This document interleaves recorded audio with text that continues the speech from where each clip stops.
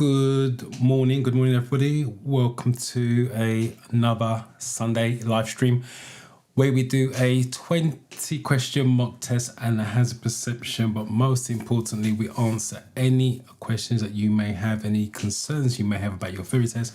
Also, driving lessons, driving tests as well. Welcome to another. Pause that. So yeah, if you've got any questions about driving related at all, type it into the comment section. I'll put a Q semicolon, makes it a lot easier for me to find. I can see it, and that way you don't get upset with me if I miss it, or you've got to type it in twice. So I'm just going to get my windows up to make sure I can see what's going on.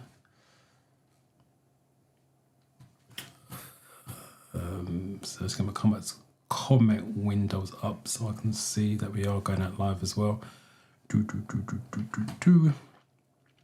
Right, so hopefully you guys had a good week, regardless of what you've done. Hopefully the studying's gone well. Right, so I think I'm good to go. Right, so let me say hello to some of you guys here. Let me come out of this one, go into this one. Makes life a lot easier. Sandra, good morning to you.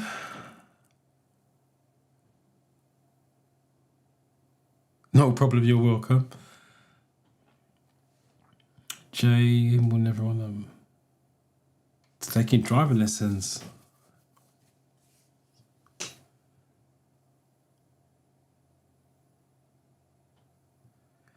Put in for what? Or what are we talking about? Put in for a driving test or put in for your theory test? Because the reason why I'm saying that, because this is a theory training class technically, but you're talking about you can't put in for your driving test unless you pass your theory. So just clarify what you're talking about, and then I can give you a bit more information on that. But let me just read that again just to make sure I've not missed anything. You're about to start to take driving lessons. I have my provision. Wow. So you said you didn't go through the tests because of the waiting time. That was a massive mistake. I'm going to be honest with you, because think about it. If the waiting time was long then, what's kind of changed now? I know the DVSA are trying to do something about it, but the waiting time is going to be even longer than it was when you're originally going to take it. So if you was going to put in you for your test then, that would suggest you've passed your theory test. Whether it's more than 2 years or not, I don't know. But yeah, give me a bit more information and I can advise you on that. Sancho, you're welcome, trust me. Please, I need more encouragement and insight to pass my practical test. Are we talking about that again? When you say, because some of you guys are getting practical and the theory mixed up, and I just want to clarify we're on the same page when we're talking. So practical test is driving. Are we talking about your driving test? You need more encouragement. That should come from your instructor.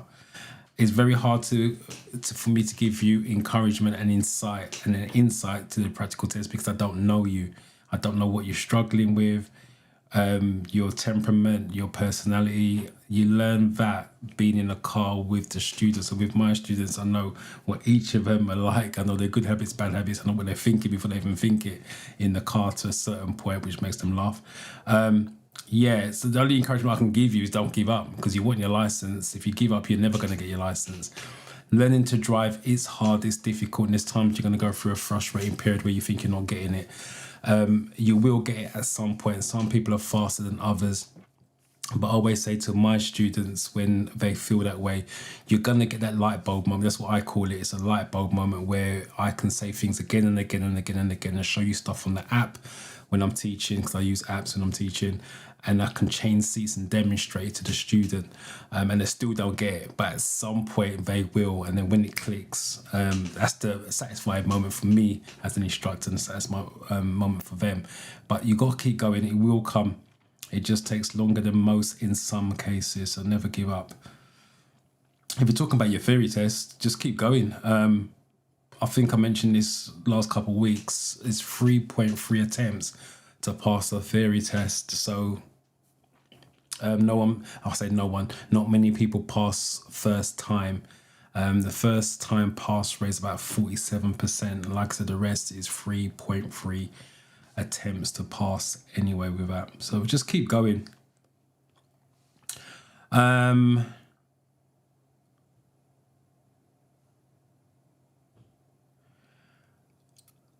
my. Oof.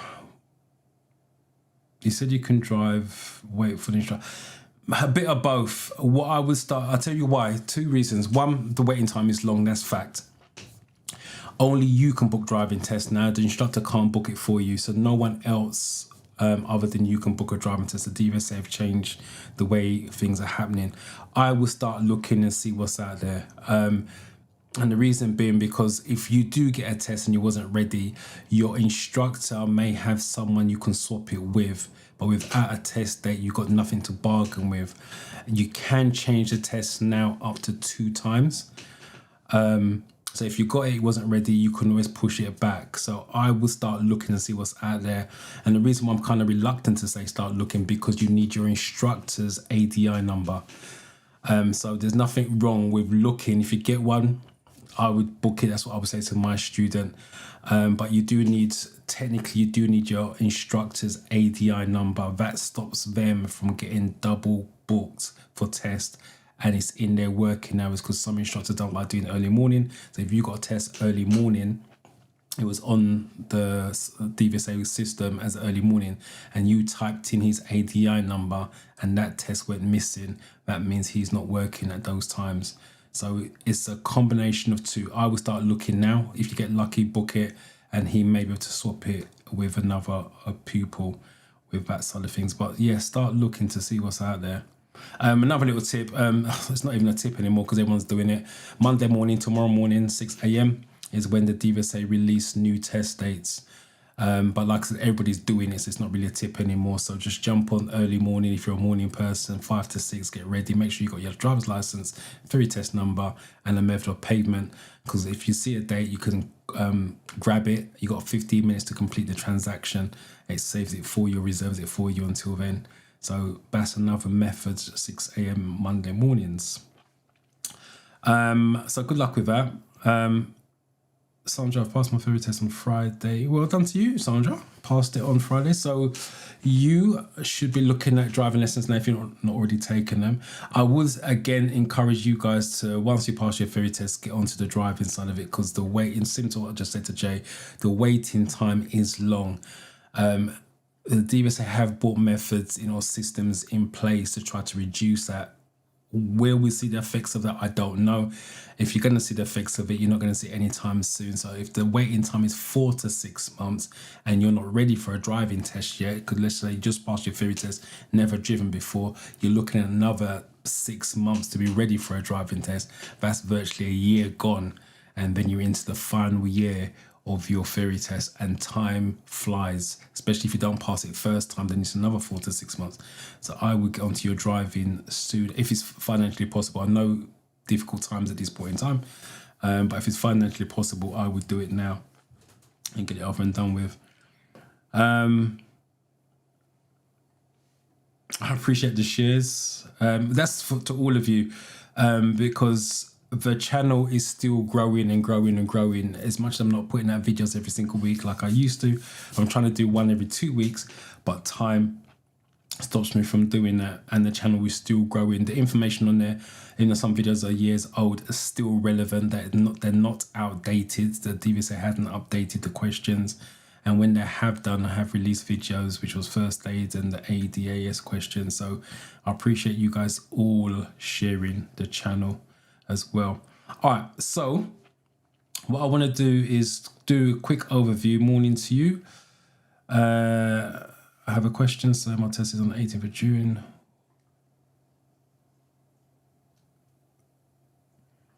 What's the question? I have a question. My test is on the 18th of June and I'm pretty scared in Newcastle. Unless I'm missing something here. What's the question? Unless you're saying I'm scared, what to do about it? There's nothing you can do about it. I always say scared. You need to. I don't want to say you need to be scared.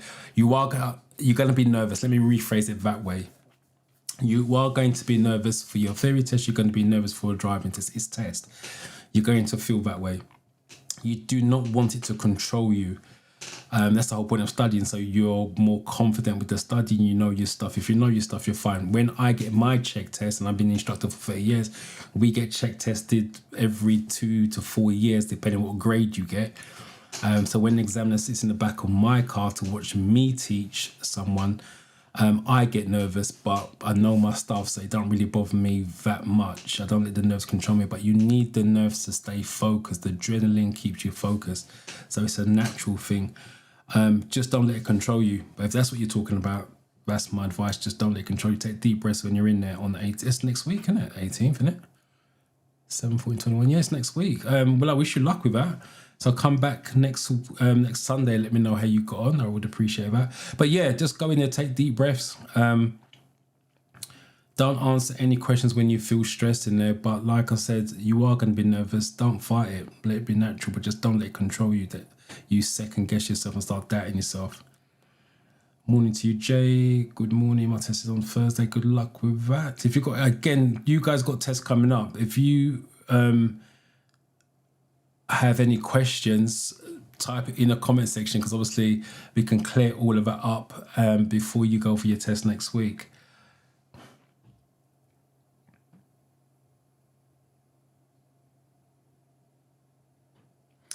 Hi Dorian, I'm taking my test tomorrow. Well, I wish you luck with that tomorrow, Jay. Do you have any tips to recognize the video with two hazards always end up scoring low in them? The reason why you're scoring low because you're trying to find the one with two hazards. There's no way of knowing which video's got both hazards. That's the first thing. If you was my student and you were scoring low and you said that to me, made that comment to me, I'm trying to recognize the videos or any tips. That's where you're going wrong, first of all. You shouldn't be recognizing the videos with two hazards. You just click, you spot a hazard, you click. Because think about it, if you know what a hazard is, the common reason why people fail is the hazard perception. It's funny because today in the study camp, we do a live review session on the Sunday, and we're actually doing a hazard perception masterclass today, because a lot of students, when I've gone into their account, you can see they're struggling with the hazard perception. Some of them are still doing one click. Some of them are waiting for the hazard to develop, which is too late. That's a 2 at best. So a lot of people out there struggling. I still get emails struggling. But one of the things you should not be doing is trying to work out which video has the two hazards. And I'm going to tell you why.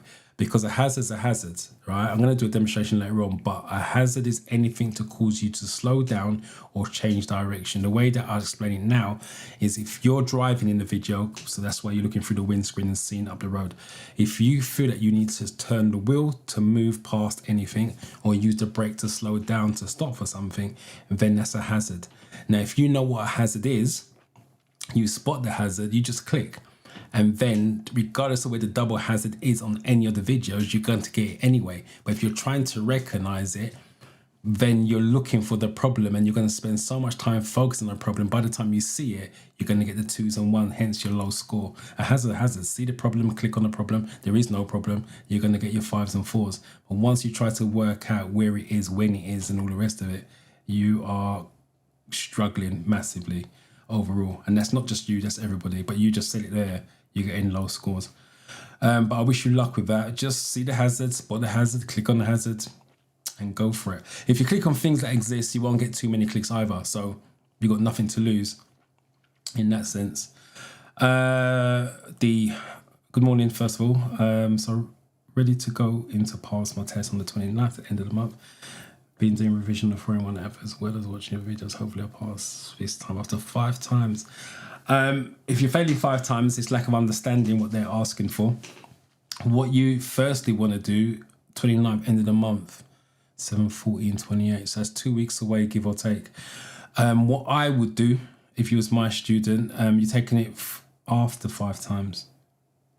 So you've taken it 5 times. What I would do, hopefully you still got the paperwork. I'll put each paperwork, lay them on the floor, on your bed, table, whatever it is, and go through the categories and see if there's a common denominator. So for example, let's say there's road signs on all 5 of them. You know you need to brush up on your road signs, whatever those categories are. That's the first thing I would do. So you're stripping it right back to the first one to make sure there's not the same problem appearing in each test. Commenting on, because you need to get rid of that. And then the second thing I would do is you've only got 2 weeks. I don't know how much studying you've done since the last test. I would do each category in turn But I don't know how much time you've got. That's what I would do with each category in turn. Again, make sure there's no weaknesses, and then I will start to do mock tests. Not mock tests after mock tests. I have done a video on that and the reason why for that. And then hopefully you're getting scores. What I will say that I've noticed that you guys are doing as well, even in the study camp, you are using mock tests as what you are doing well. That's not what the mock test is designed to do. So for example, let's say you got 45 out of 50. Everyone's thinking, oh, 45, I passed it. I'm ready to take a test. No, what the mock test has shown that you got 5 questions wrong. There's a reason why you got 5 questions wrong. If you're doing a test, you should be 100%. I'm not saying you're going to get 100%, but that's what you should be aiming for. So if you got 45 out of 50, you should be focusing on the 5 questions you got wrong and why they were wrong, first of all. So the brain can eliminate that so they don't choose the same answer again, and then work out why the answer was correct, so the brain can start to understand.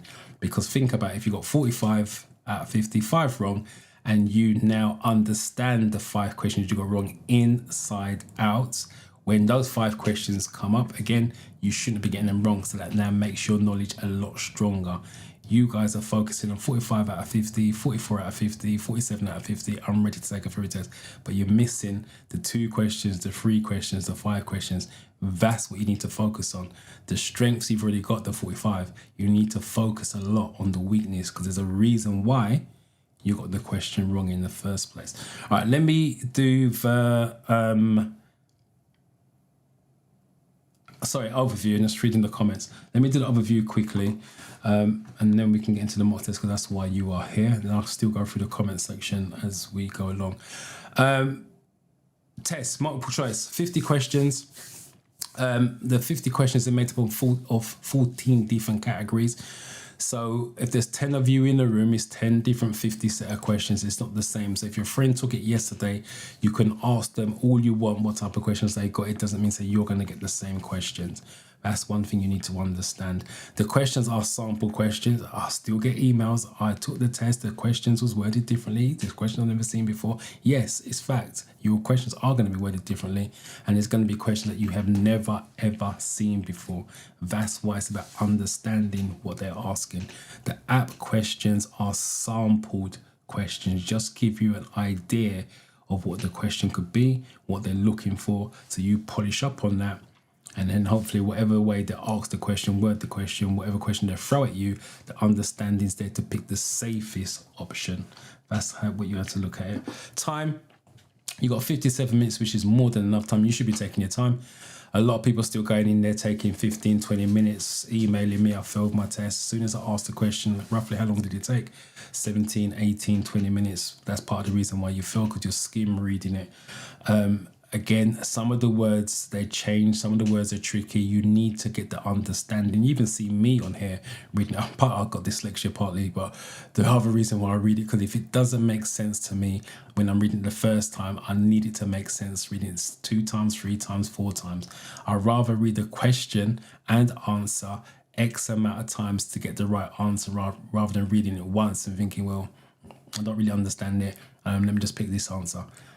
Remember, you're the ones going back to take another test, plus the stress to take another test, and so on and so on, plus the cost as well. So take your time to read the question, read the answers, look for the clues, the links between the questions and answers, because sometimes there's clues in there and you guys are missing the obvious ones on that. Hazard perception, 14 videos, 13 of them have single hazards, one of them's got a double, score of 10. 44 out of 75 is what you need. I should have mentioned you need 43 on the question side of things as well. But you need 44 on hazard perception. Your average has to be 3 per video. If your average is, obviously you won't know what your average is when you're taking a real test. But if your average is below 3, it's going to be a fail. There's no way on earth you can pass with less than 3. But when you're studying at home, you should be trying to get an average of 3 or more, so you can review your videos back when you're practicing at home. Practice makes you better. Common sense is what you're looking for when you're answering questions. Don't choose stupid answers. Again, I've used this example before and I use it again. I had a student who didn't know what a certain word meant in the question. It was about motorways. She didn't know, I can't remember what the word was now, but she didn't know what the word meant. So she didn't understand the question. which is fine. You may not understand the question, but you have to use some common sense. She chose a mobile phone as an answer. You know you can't use the mobile phone while the car's in motion, so that's never going to be correct. So the question is, why choose it?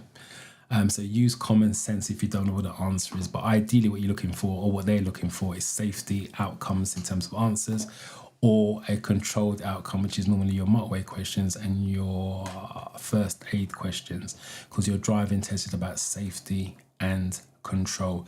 If you struggle with your theory, I do run a 30-day study camp. As much as it says 30 days, you're not in there for 30 days. You're in there for as long as it takes. I've got some students coming in, getting out 2 weeks, some coming in and still in there after 2.5, 3 months, which is fine. There's nothing wrong with that. The reason why is 30 days, because 30 days is a sweet spot in terms of studying. I know life gets in the way and it takes some people longer to study because college, uni, even though there's breaking up now, work, night shift, I fully understand that.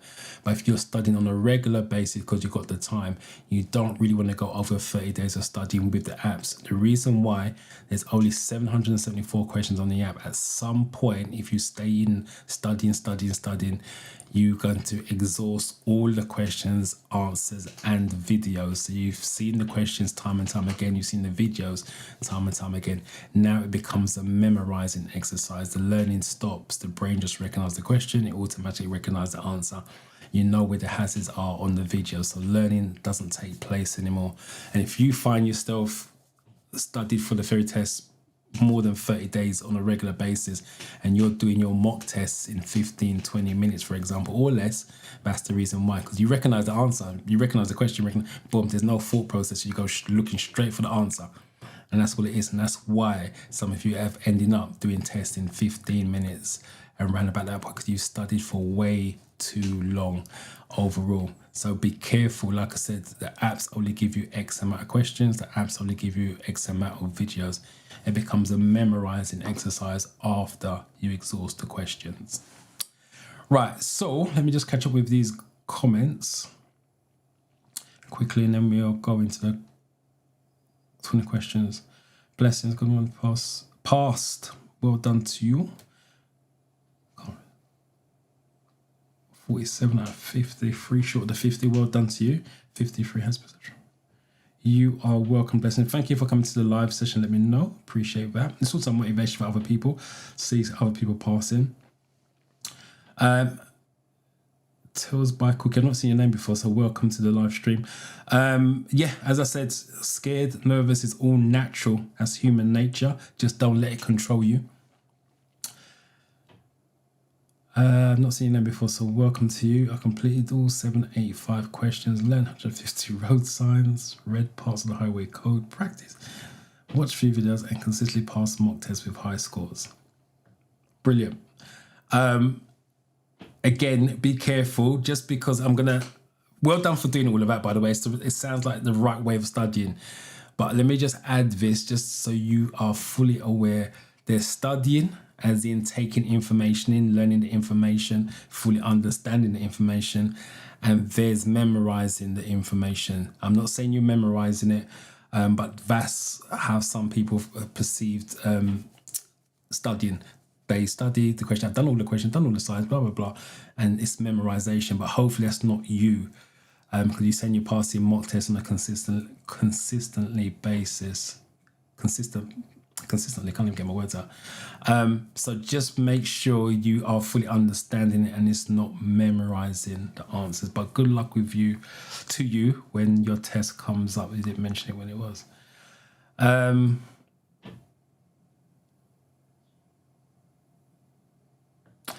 On the multiple choice, I had so many familiar questions as the app only 2 new questions I've never seen. I'm in Luton. Are you in Luton? So I plan to reach out soon for my driving lessons. Thanks again. Not a problem. You can jump on my website, get my number, or email. I look forward to teaching you driving if you come to me. I'm going to say something to this. Yeah, remember, it's random. So whereas you got familiar questions, luck was on your side in that sense, and 2 new questions, that's brilliant. That's what you want. But like I said, you may get unlucky and have 5, 6, 7 questions you've never seen before, or whatever it happens to be. But it makes no difference if the understanding is there, because if, for example, if I was to take a theory test, I don't care how they word it for me, because my understanding is solid. So they can bring on new questions, old questions. It wouldn't make a difference to me. But obviously, because I teach the stuff, what I'm trying to say to you guys, just make sure you are aware that the questions may be different and may be worded. You may get lucky and get all 50 that's similar to the app. I've had students do that. I had one the other day. He emailed me, I think it was 7 questions he's never seen before. Still passed it, because he just applied the safety factor to it, but he got 7. I'm sure it was 7 that he said in the email, that he'd never seen before. So it's luck on the day to a point. I've not seen them before, so welcome to you. I have a theory test on the 6th of July. It's about 3 weeks away, so you've got plenty of time to study. All right, let's do the mock test. That's why you're here. And I'll still go through the app questions. I'll still go through the comment questions and what you guys are saying. Right, question 1, for those of you that are new, let me do it on here. Question 1. So please put the question number. And what's the legal minimum insurance cover you must have to drive on public roads? If you think it's this one, personal injury, then C. This A and B is on the top line. A, B, C, D. Please put the question number and the letter of choice. So if you think it's C, 1C. Why? Because there's a delay between me and YouTube, you and YouTube. So I need to make sure when I'm showing your answers on screen, we are on the same question, same page, so to speak.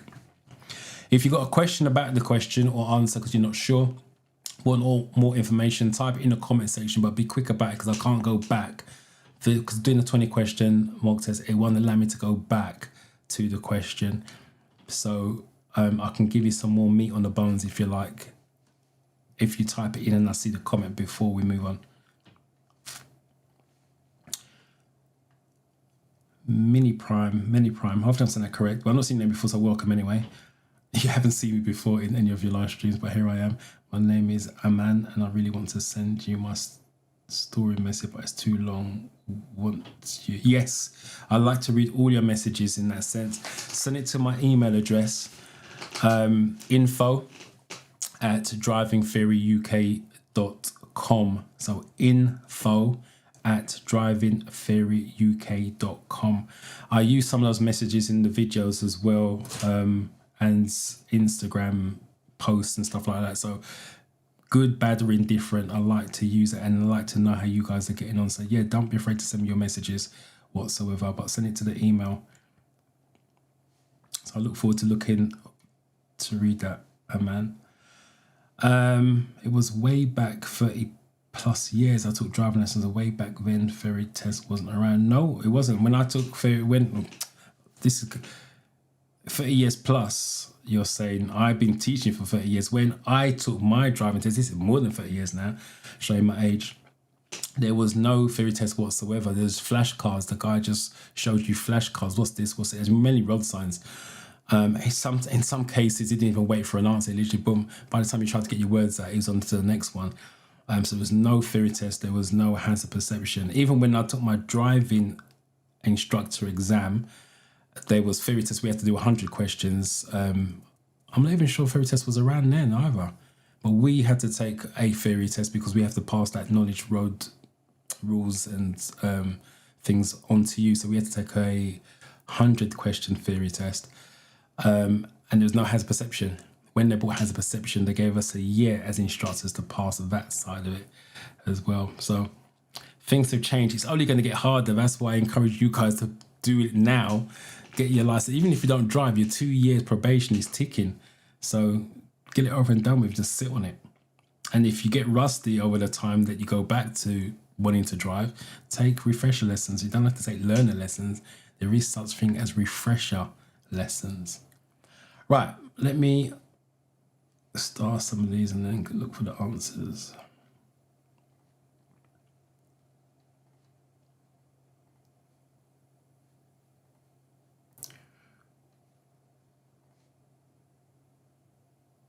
Let's find the number ones. God, you guys are commenting. So many comments. Appreciate they keep coming in. Keep them coming. I will catch up with it.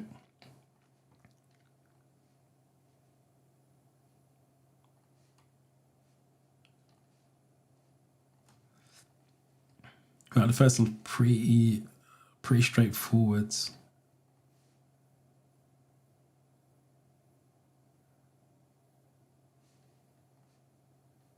I'll put this one up. It hasn't got an A on it because we're on the first one, so I know it's the first one. But moving forwards, please put this is wrong. Why C? What is comprehensive? I'll come to that in a minute. All right, so 1A and someone's gone for a C. Right, what's the question? What's the legal minimum insurance cover? Right, the minimum is a third party only. The other follow-up questions on the real test we're talking about, what does it cover? It covers the damage you cause. The reason why it's the minimum requirement, because think about it, you got no insurance, for example, and you're driving, you crash into someone, if you've got no insurance, they're going to have to dip into their pocket to fix the issue that you caused by crashing into them. So that's why third party covers the damage you cause. So you crash into someone's car, for example, your insurance is paying for the damage, so they don't have to pay anything. And you have to pay for the damage to your car. It's coming out of your pocket. The insurance doesn't cover that. The next one up, they do ask this on the real test, third party fire and theft. What's the difference? Fire and theft, if your car catches fire, you're going to get something back for it. If someone steals your car, you don't get it back in good nick, you'll get something back for it. And someone asks what is comprehensive. Comprehensive covers you for everything. Have an accident, it will pay for the damage you caused, and it will pay for the damage to your car. That's the best one to have. And if you're buying a car that's 10 years or younger, the chances of you getting third party is going to be slim. They're going to want their money back if something happens, so you're going to have to go fully com route with that one. So third party is mainly for old cars. Fully com is for newer, later cars. So hopefully that explains what comprehensive is. Number 2, you're driving along a quiet motorway. Which advanced driver assistance systems, otherwise known as ADAS, is most likely to help you?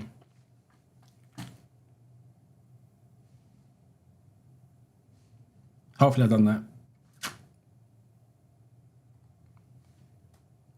Mathematics Bennett. I've not seen your name before, so welcome. I did the test this week and I passed. I watched almost all your videos. Thanks again. No problem. You're welcome. Thank you for coming to the live stream and letting me know that you passed your theory test. All right, let's knock some of these out. David, welcome back.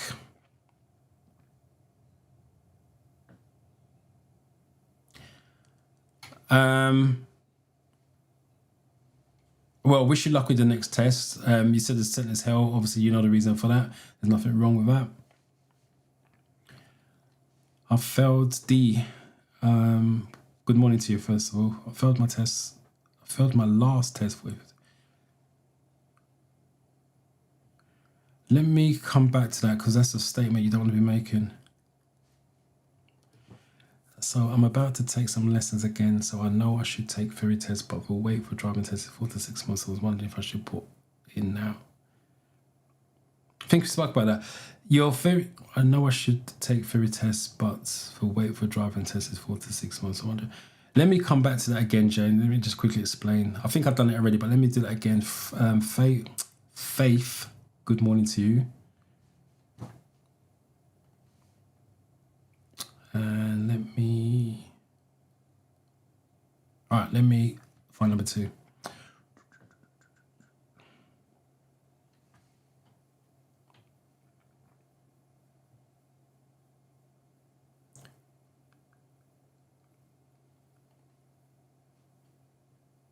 Too big. Please put the question number because sometimes my brain just sees it as a comment rather than relating to the question. Oh, you guys are confusing. There's 2C, 2Bs.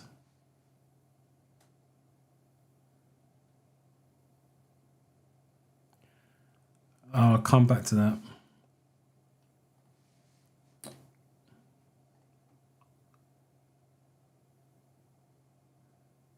What does lane departure warning mean? What does lane departure? I'm assuming that's related to this question.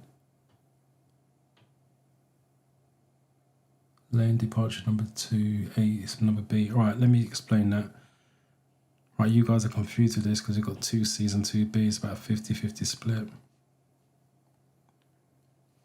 All right, let me read the question again. You're driving along a quiet motorway, so it's quiet.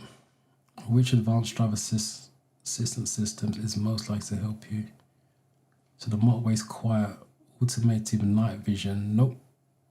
It doesn't say it's night. It just says it's quiet. Lane departure is possible. Intelligent speed assistance. No. Traffic jam assistance is quiet. So there's no traffic jam. Why C? Intelligent speed assistance. You guys went for C, so why are you going for intelligent speed assistance? It says nothing about speed. It says you're driving along a quiet motorway, so it's quiet.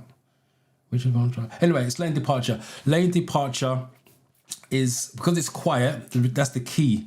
As I said, look for clues in the question and look for clues in the answer. The clue is quiet motorway. So if it's quiet, you can daydream, drift off, sleep, because obviously driving, so obviously you guys don't know that because you haven't passed your test.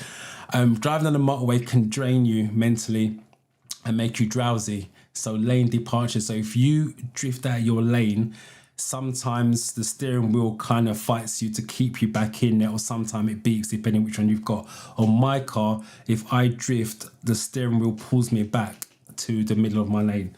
So that's what lane departure is. It keeps you awake if it beeps, or it steers you back into the lane that you're drifting from. So that's why it's B. Intelligent speed assistance has got nothing to do with that. Like I said, the key or the clue is quiet. Again, you go off, daydreams, fall asleep. That's the reason why. Oh, someone asked me about insurance. So let's do this one first. I think it was Samuel asked about insurance. When must your vehicle have valid insurance cover? Let's do this question first, and then I'll explain about the insurance one. All right, let me...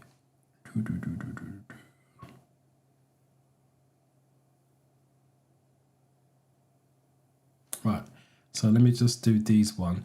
I failed my last test 40 out of 50. Always pass. Has perception, road and traffic signs are a challenge. Oh, right. When I read it the first time, it sounded like you was saying you failed because of road and traffic signs. I'm not understanding why road and traffic signs a challenge. I'm not saying you shouldn't find it a challenge. I just don't understand why. The reason why, because road signs are broken up into colours and shapes. And once you understand the colour and shapes, it becomes easier. So to break it down without visual clues, red circles, all red circles are orders, so you must not do.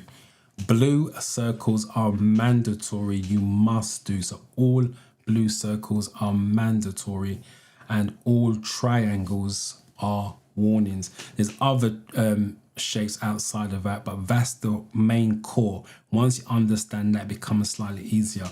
Then you have now squares, which are sources of information, and then you got unique shapes, which is one of a kind. That's the upside down triangle, which is give way. You got your diamond, which is tram signs, and what's the other one? Octagon is a stop sign. But start with the core basics. Red circles, orders. Blue circles, mandatory. Triangles or warnings, and then fill in the gaps with the other bits and pieces.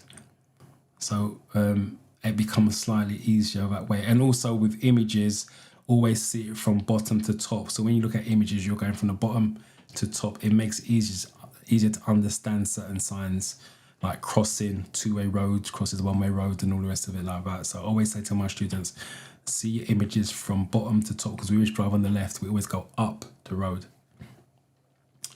Hopefully that makes a bit more sense for you.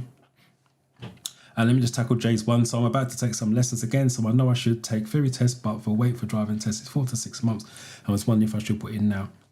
You can't put in for your driving test without the theory test. So that stops that. I will do your theory test now.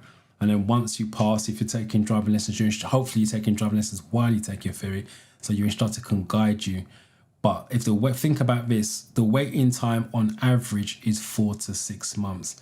It doesn't mean to say you're going to have to wait 4 to 6 months. You may get lucky and get a test date sooner than later. And it also depends on the area you live as well. So if you're in London, for example, the waiting time is 4 to 6 months, even though London has a lot of test centres. So my advice, keeping it simple, pass your theory test. But while you're doing your theory test, do driving lessons. So once you pass your theory, you can go straight in. I repeat, just because the waiting time is 4 to 6 months, it doesn't mean to say you are waiting 4 to 6 months. So hopefully that makes sense. All right, let's do what we're on 3. Let's do 3.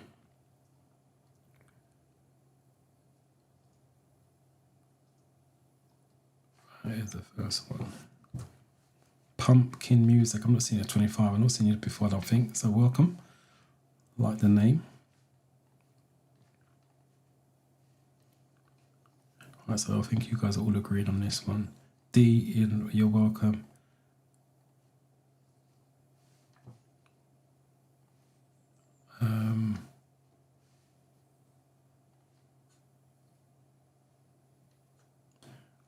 Three A is what you guys are going for. When must you, I can't even read. When must your vehicle have valid insurance cover before you can tax your vehicle? Yes, the order is this order, it has to be this order. MLT first. MLT says your car is roadworthy. So once your car passes this MLT, then you can tax your vehicle. The tax says your car could be on the road. No, it's not. What am I talking? I'm giving you wrong information. Start again. MLT has got to be first. Say your car's roadworthy. Then you must insure the car. Say you are insured to drive the car, so you don't. If you crash, your insurance will take care of the accident you caused, and then you can tax your car, which is last. And the tax says your car could be on the road. I repeat: MLT first, then insure the car, and then tax your car. So Samuel asks. I don't think I saved it. Samuel asked, there we go. Explain insurance cover again. Right. The minimum insurance is third party, which means if you have an accident, it will pay for the damage you cause. So you crash into someone's garden wall, your insurance is paying for the damage to the wall, but not for your car. That's coming out your pocket. The next one up is third party fire and theft. Same as previous, but you've got fire attached and theft attached. If your car catches fire, not arson, so no one's put it on fire, but one of them car recall type things where it just sparks and causes a flame, car goes on fire, you will get something back for your car. If someone steals your car and you don't get it back in good condition, you're going to get something back for your car. And the best insurance to have is fully comprehensive, which means it covers you for everything. Have an accident, it's going to pay for the damage you cause and the damage to your car. It doesn't come out your pocket there and then. And I think I mentioned if you get in a car 10 years or younger, at least 10 years or younger, it's unlikely you're going to get a third party because the car's expensive, obviously, because it's newer. They're going to want their money back if you have an accident of some kind. So fully com is going to be compulsory with that. So hopefully that makes sense with the insurance side of things. Number 4, what hazards should you be aware of when traveling along this road?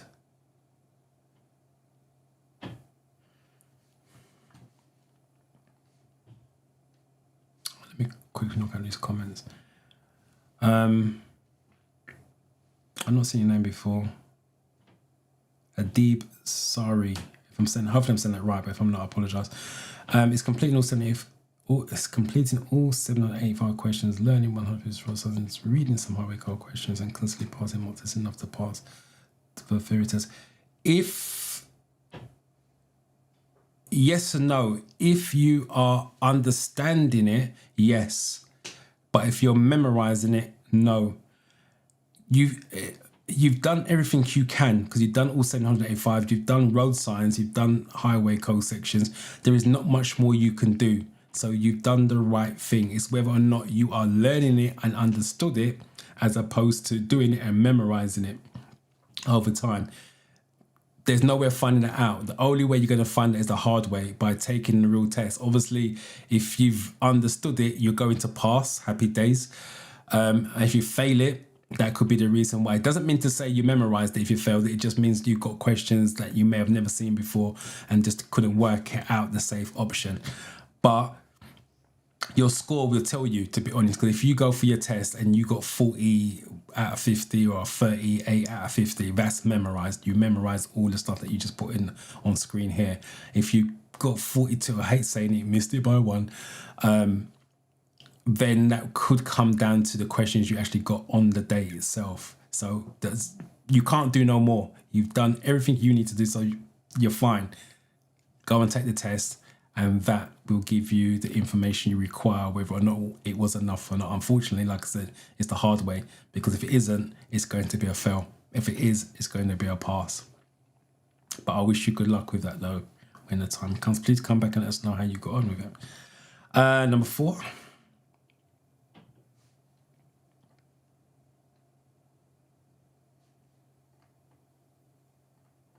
Oh, that's a 3. That's why I say put the question number, because you've got 3s popping up amongst the 4s. That's just slow internet connection from some of you.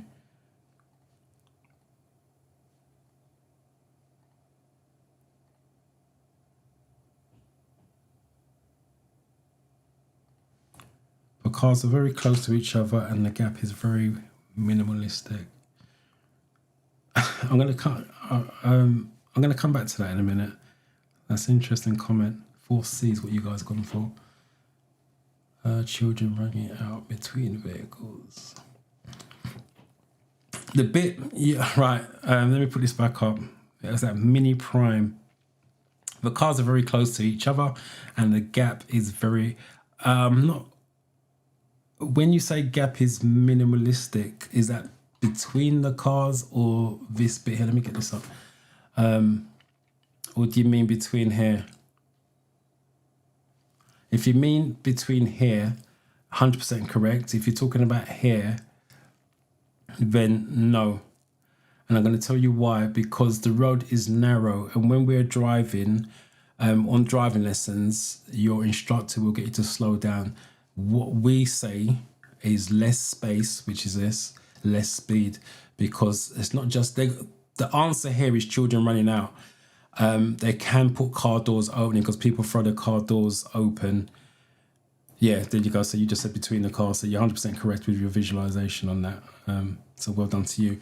Yeah, so less space, less speed. The reason being, they've got, like I said, they've got the children running out on this one, but it could be someone opening a car door, because if someone opens a car door and you're doing 30 miles an hour, then you ain't stopping anytime soon. So the car door's gone. So less space, less speed. That's why you're doing it. But on this occasion, they're using the child as the answer. But there could be the other option of someone opening a car door. As I said, understanding the question inside out. So when they change the answer on the real test, it makes no difference to you because you understand what it's all about.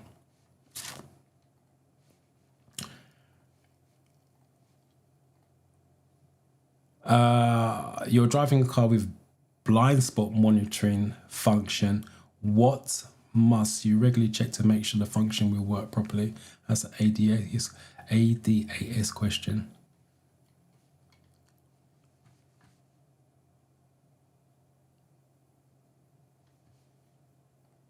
The cars parked up on the left close together means nothing to you as a driver. As people come in between and opening the car door, because especially in London, where there's lack of space, cars are bumper to bumper basically.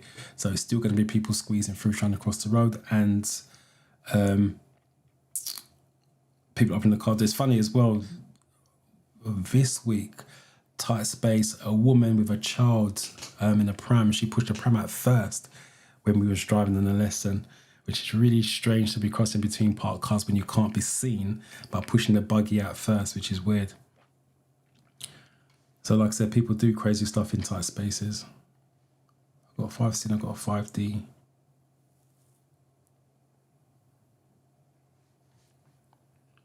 So while we wait for more answers, let me just knock out some of these.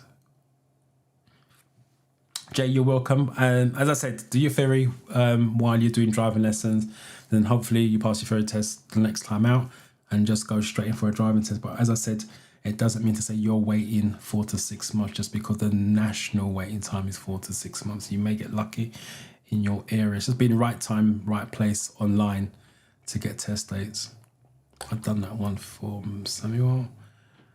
I'm Pamela. I took my exam and failed. I was very nervous for it. It is recommended to take it. Is it recommended to take it in 2 weeks? I can't answer that. I don't know how much studying you're going to do.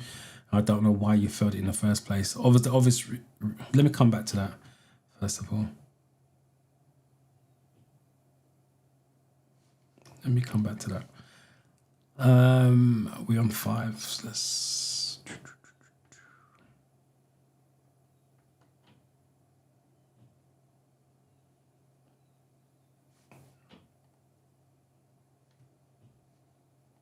I get this question wrong all the time, but it's 5A. That's interesting because I've got C's and D's and A's. So let's see right now, the majority of you have gone for A, so I've got to assume A is correct.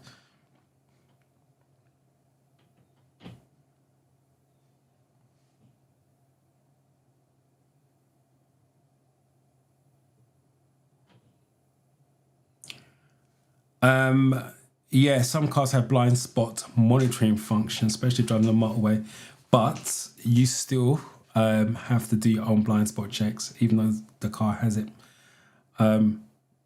Because if the car doesn't show you what it should show you and you miss it, you can't blame the car. So it's always going to be human error. So always still check your blind spot, even if your car has it. It's like if you go for a driving test and your car has reverse cameras, you can't sit back and watch the cameras in reverse. You still have to look over your shoulder and blind spots. You can use the cameras, but you can't just use it alone. You still got to throw a human element into it. Right, the majority of you have gone for 5A, but let me just check. I had C's and D's on this. So A. Yeah, you got to make sure they're clean. If they're dirty, it's not going to be able to read anything. It's like having dirty glasses. Can't see through it. Right, I had C's and D's for car, but the car has a GPS signal. Nope. D, the tyres are correctly inflated. What's that got to do with blind spots? Don't know the logic behind that one. Yeah, it's A. If it's got monitors and cameras, those sensors have to be kept clean. What should you do if you begin to feel drowsy while you're driving?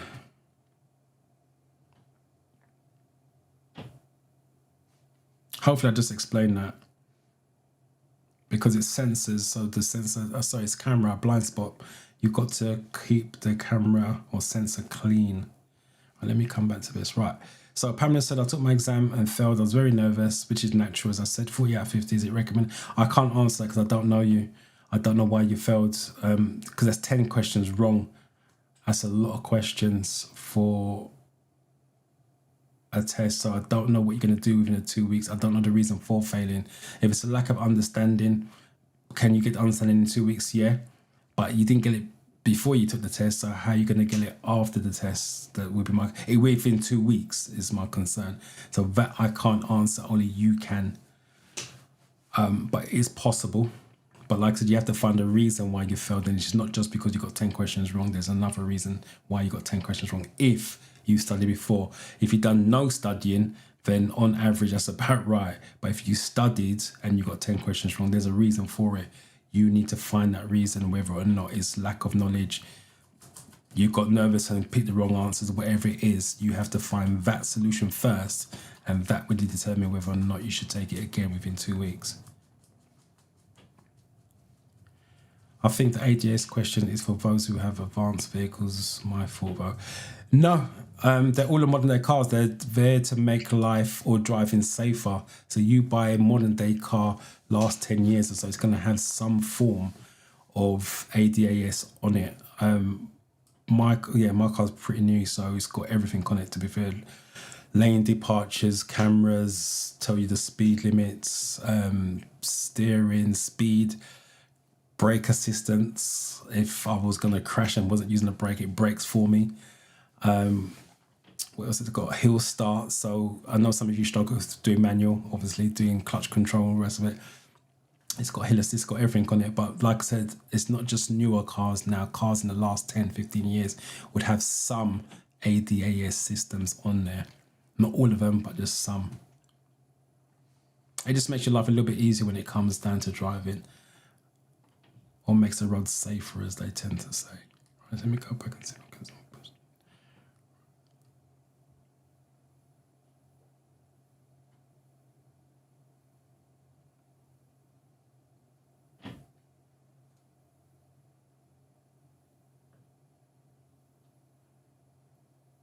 Right, sorry, let me 6. There's lots of comments. There's some comments I've missed. I've just realised that I will go back up and check it. Let me just do 6s first.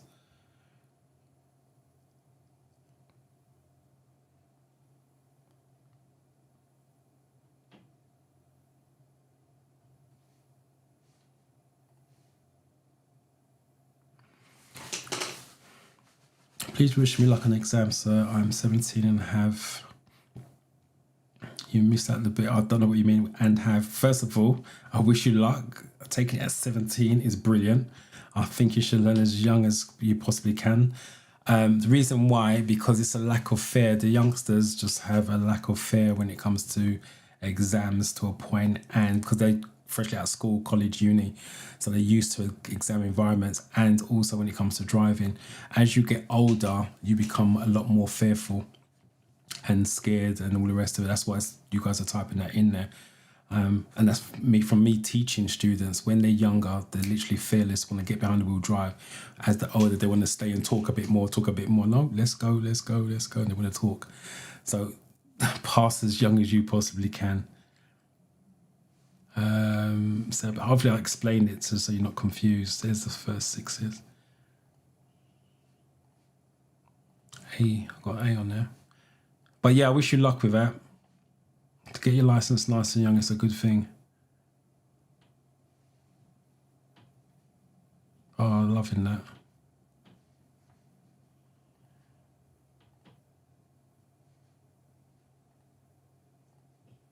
Right, you guys are going for C.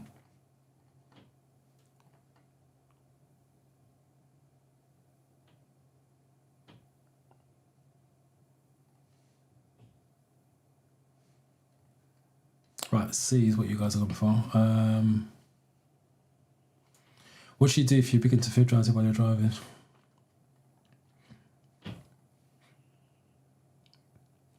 Stop and rest as soon as possible. Yeah, I will also add this, not on the hard shoulder. I had a student choose a hard shoulder as an answer in the study camp this week. Hard shoulders for emergencies only. Feeling tired, drowsy is not an emergency. So keep going. If you're on the motorway, it's a long way to a service station, open the window and get some fresh air to blow into the car. Don't turn the heating on. The heating's going to make you more drowsy. Turn on, open the window, maybe even the aircon as well. Right, so what should the driver of the red car arrowed do? Right, let me catch up with some of these comments that I've missed.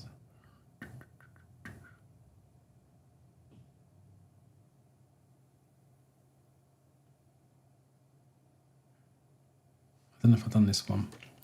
Test on 6th of July. Wish you luck with that. It's a few weeks away.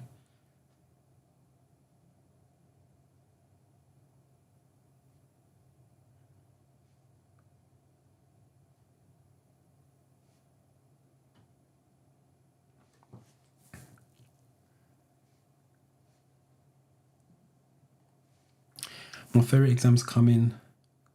My theory exam is coming week. But I have started driving lessons. Is that why I was looking at the fact that I have not done all parts? Theory test. Right, let me explain. Your theory test is, you need to pass that to take a driving test. That's what the theory side of it. So what they're saying is, when you go for your driving test, the knowledge is there because you're going to use the knowledge to drive on your driving test day. Now, if you haven't passed your theory test and you are taking driving lessons, you are learning the theory anyway. You're just not studying for it, if that makes sense. And I'll tell you why. Because you are driving, you're going to have to spot road signs. When you stop at traffic lights, you're going to know what the colours are because you need to know what colours mean to stop and when to go. When you come to zebra crossings, you know what to do at zebra crossing. If nobody's there, you keep going. Theory test question, if someone's at the zebra crossing, what should you do? Slow down, be prepared to stop. You are doing that on your driving lessons. When you see red circles, blue circles, what are you going to do? You're going to follow the rules, because red circles are orders. You're not going to break the rules. So you're learning the theory while you are driving if you are not studying the theory whatsoever. The reason why I recommend doing the theory alongside your driving, you're reinforcing it. Someone said they struggled on road signs. So, and I said to them, do it in categories. Red circles are orders, blue circles are mandatory, blah, blah, blah. When you're driving now, you can test yourself. Oh, that's a red circle. It means X. With your driving instructor, you are learning the theory while you are driving. So with this person in particular, they struggle for road signs. Guess what they can do on driving lessons? Spot road signs, spot road markings. So it reinforces it. So it makes no difference if you do driving lessons, no theory, theory, no driving lessons. The two go together, hand in hand, better. But you can't take a driving test without passing the theory test. That's why. That's the difference. And that's why I say sometimes some of you just see the theory test as a means to take your driving test. You're not understanding it's the means for you to pass your driving test. Because if that knowledge is weak, guess what your driving is going to be? Weak. Because if you see certain road signs, as an example, you don't know what it means, you can't interact with it in the right manner. If you see white lines on the floor, they mean something. It means you can't interact with it in the right manner because you have no idea what it means. So that's the reason why. And also, if you did scrape your driving test, let's just say things went according to plan, the signs you saw, but it didn't mean anything to say it's going to affect your driving. At some point, when you pass your driving test, you're driving on a regular basis, you are going to see these signs. You have no idea what they mean, or road signs. You're on your own. Nobody can bail you out. So if you have an accident, especially avoiding road signs or whatever it happens to be, that could be points on your license. Remember, you're on 2 years probation. 6 points in the first 2 years, you lose your license and you're back to taking the theory test again and another driving test. So do both side by side if it's possible. If it's not possible, then prioritize what one's important to you at this stage. So just find the sevens. So don't stress if you're not taking driving lessons while you're theory, or vice versa. It's not a massive thing. This is the first one. But if you live in an ideal world, that's what you want to do. But as we don't, and everybody's circumstances is different.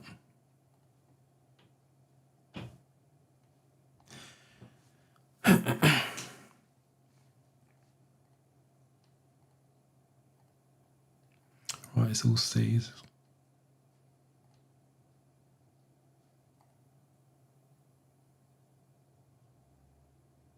Okay. See, wait for the pedestrian. Yeah, pedestrians got priority. Always going to wait for them to finish crossing. You're parked in a busy high street. What's the safest way to turn your vehicle around so you can drive in the opposite direction?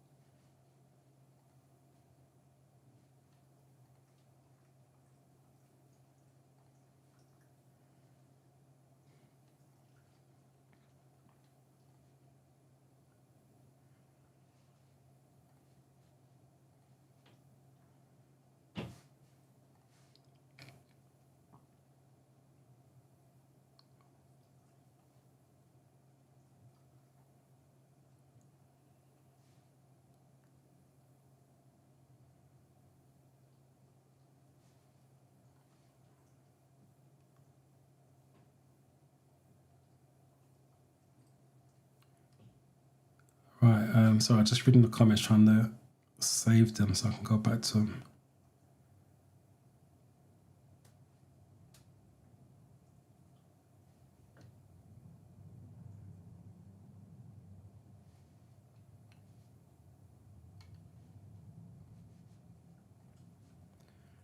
I think that's it. What are we on? Number 8.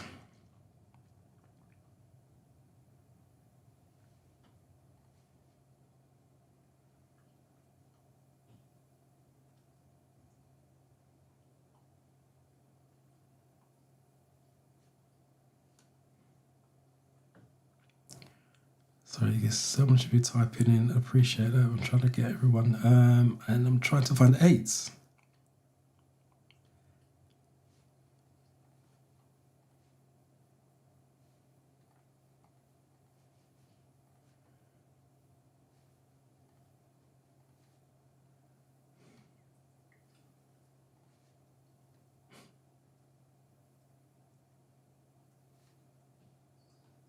Ah, here we are. Found them. I think that's the first one.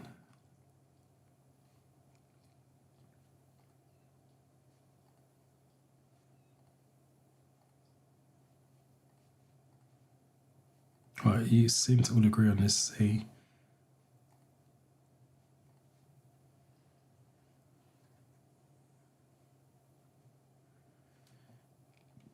I think he meant 8.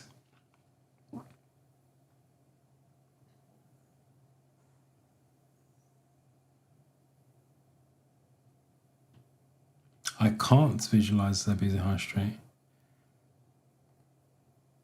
I wish you luck in 3 days.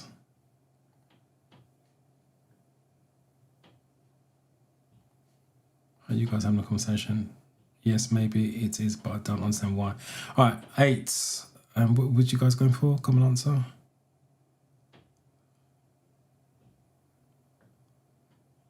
I've got a couple of A's and C's on here. So let's take a look at A. You're parked in a busy high street, so it's busy. That's the key. Busy. What's the safest way to turn your vehicle around so you can go in opposite direction? Drive into a side road and reverse out into the main road.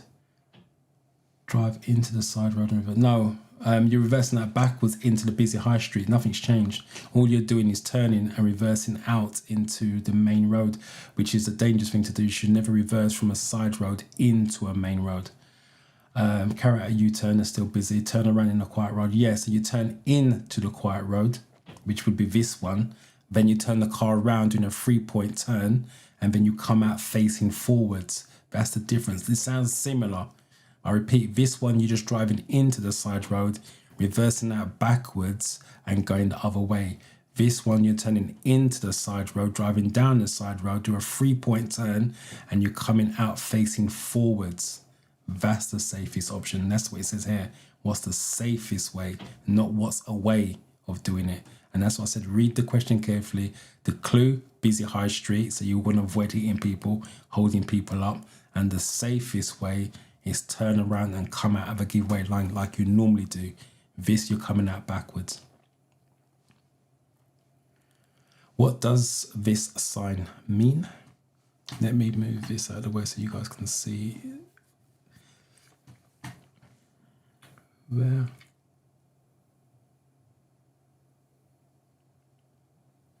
So hopefully many prime, you understand that, you can visualize it now.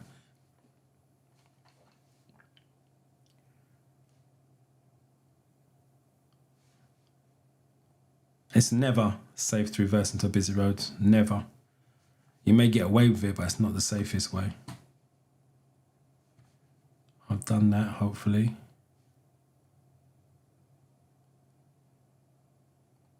Exactly.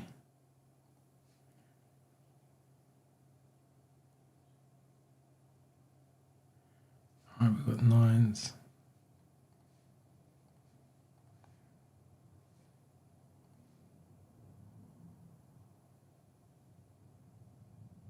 Just see busy, when they say busy, just see as pedestrians more than anything else.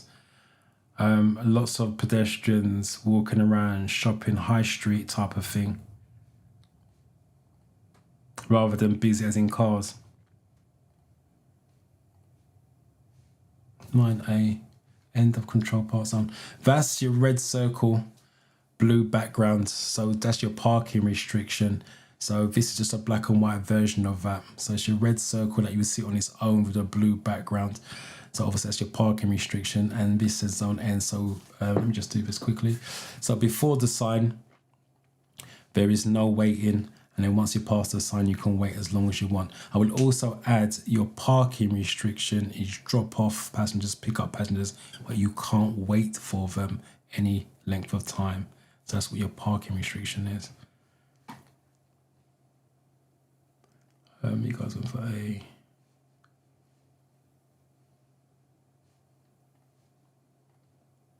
What should you do when a person's hurt? What should you do when a person herding sheep asks you to stop? I'm laughing because this comes up on a Wednesday in the study camp. I think it's a really stupid question.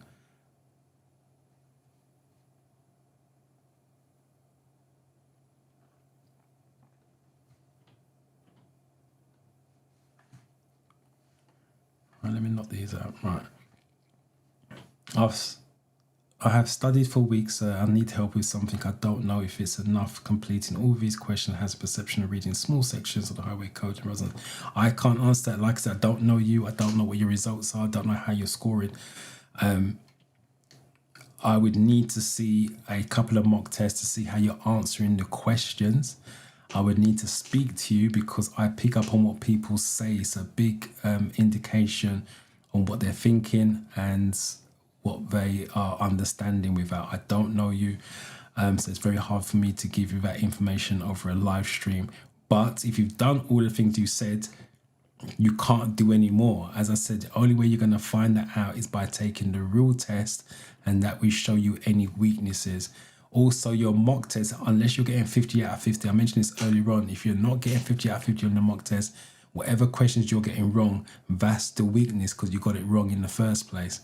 So that's an indication of where your weaknesses are. So again, example, take a mock test. Let's say you got 47 out of 50, you got 3 questions wrong. Let's just say for argument's sake, you done 2 mock tests, 2 47s, but the 6 questions out of the 2 you got wrong highlighted 4 road signs. You now know there's a weakness on 4 road signs. If it's a different 6 questions across the 6 different categories, there's a slight weakness because it's over 6 categories. So that's how you work it out. That's what I said at the beginning. A mock test shows weaknesses, not the strengths. It shows weaknesses.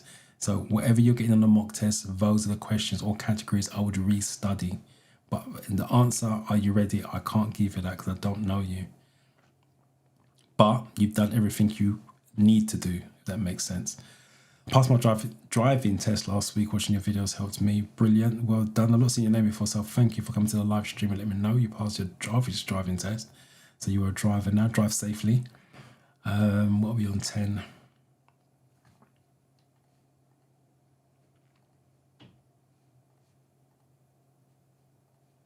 Let me just also add, because I do get a lot of questions. I failed.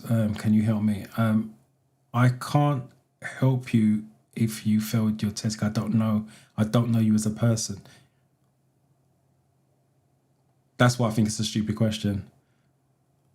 That's why I just think it's stupid. I don't see why they're asking that question. But anyway, yeah, if you failed your test, send me emails and whatever it is, screenshots and all that. I can only give you a generic answer, which is based on the categories you got the questions wrong in. You have to try to work out why you failed. And like I said, there's different reasons. How quick you took the test, did you read all the questions carefully, did you understand the questions? There's reasons for failing other than, oh, I just didn't know the stuff. You have to examine deep down. In the study camp, that's why I do live review sessions with my students, because I can go into, they're registered on my Theory Test Pro account, so I can see when they studied, how they studied, and how long they studied for. So they can't turn around and say to me, but I studied Monday, Tuesday, Wednesday. I've got the facts and figures in front of me. They can't turn around and say to me, I studied for an hour, because an hour is a sweet spot. Some of them are still in there doing an hour and a half. They should not be doing that, even though they're told that. So I've got their stats and I can see how they're answered, and obviously I can talk to them to say why they picked those answers, and then I can give them a better idea of where to go from there. But over a live stream, I can't really do that. So as much as I'm trying to answer your questions, those type of questions, am I ready for a test? Am I doing the right things? I can't really answer because I don't know what you're putting in to achieve the result you're looking for, if that makes sense. So just because someone does all questions on the app, it doesn't mean say they're understanding it. They just did the questions, because there's a subtle difference. D is what you're going for. Stop and switch. Yeah, like I said, I think it's stupid. If something's in the road, you have to stop. That's just fact. Let me just clarify with this one. Sheep herder one is stop and switch off your engine. Stopping is one thing, but with the engine still running, It can spook the sheep. That's why they got sheep herder. So what should you do when the person herding sheep asks you to stop? He's asking you to switch off the engine. If there's the question with the sheep just in the road, you're driving the sheep in the road, what should you do? It's slow down, be prepared to stop is the other answer you're looking for. They may not switch off the engine. Sheep alone, slow down, be prepared to stop. Sheep herder, switch off your engine.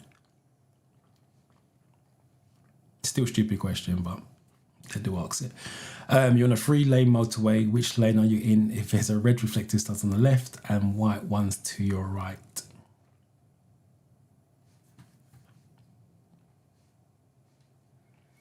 Life with Cheryl failed my test. Oh, sorry to hear that you failed your test. You got data now. In terms of that, the question, I don't know if it has perception or questions you failed on, but it told you the categories or your videos that you failed on. So restudy those and go from there. But again, work out why you failed it. Not just because I got the questions wrong. There's a reason why you got the questions wrong. Did my test and they told me I failed, but they didn't give me any document to show that I failed. I don't know why they did that. That's not right. It's wrong. Are we talking about theory test or driving test? Let me just clarify that. Theory test, they should always give you the paperwork. I would make a complaint about that because you need the paperwork to know what to improve on. If it's a driving test, they would have emailed it to you. Unless the email address is wrong. So just clarify, I'm assuming it's theory test because that's why you're here. But they should definitely give it to you face down, paperwork face down. Is it possible to start driving lessons before you pass the theory test? Yeah, I mentioned that one already. Always do driving lessons alongside the theory. It helps. For me personally, learning to drive and the theory test should be taken with time and care. Honestly, being able to answer and being able to answer why and how for driving is so much better than just doing many cues. For me personally, learning to drive and the theory test should be. I agree with the theory test, but I still think 30 days is a sweet spot if you've got the time. But I repeat, life gets in the way. People haven't got 4 to 6 months, 8 months to wait for a drive to do driving. If you're doing no driving experience, on average learner, you're looking at 6 to 8 months, 2 hours every single week. I've taught people, because I used to do intensive driving courses over a week. Sometimes people are in need of license. Work wants them to have a driver's license. They're moving out to the country. They need a license to drive because they're moving from London where transport is not as good as whatever in the countryside. So there's different reasons why people need license quickly. And like I said, everybody's different. So you have to do you in terms of it. I would never judge someone if they're taking 4 months to pass a theory test, a year and a half to pass a driving test. Everyone's different. You just got to go with the flow. One size does not fit all. What will be on number 11? You can only look at your case, 11A, look at your case study rather than generalize.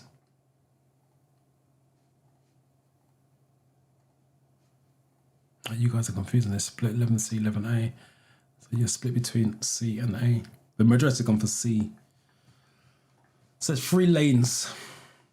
Another little tip for you, motorways, one-way roads, one-way streets, dual carriageways, always see it as 3 lanes unless they tell you in the question. So if they don't mention it, you're on a motorway, always see one-way roads, one-way streets, and dual carriageways as 3 lanes. It makes it easier to answer the question moving forwards. Right, you're on a 3-lane motorway. Which lane are you in? If the red reflective studs on the left and the white ones to your right. When they ask stud questions, little tip for you.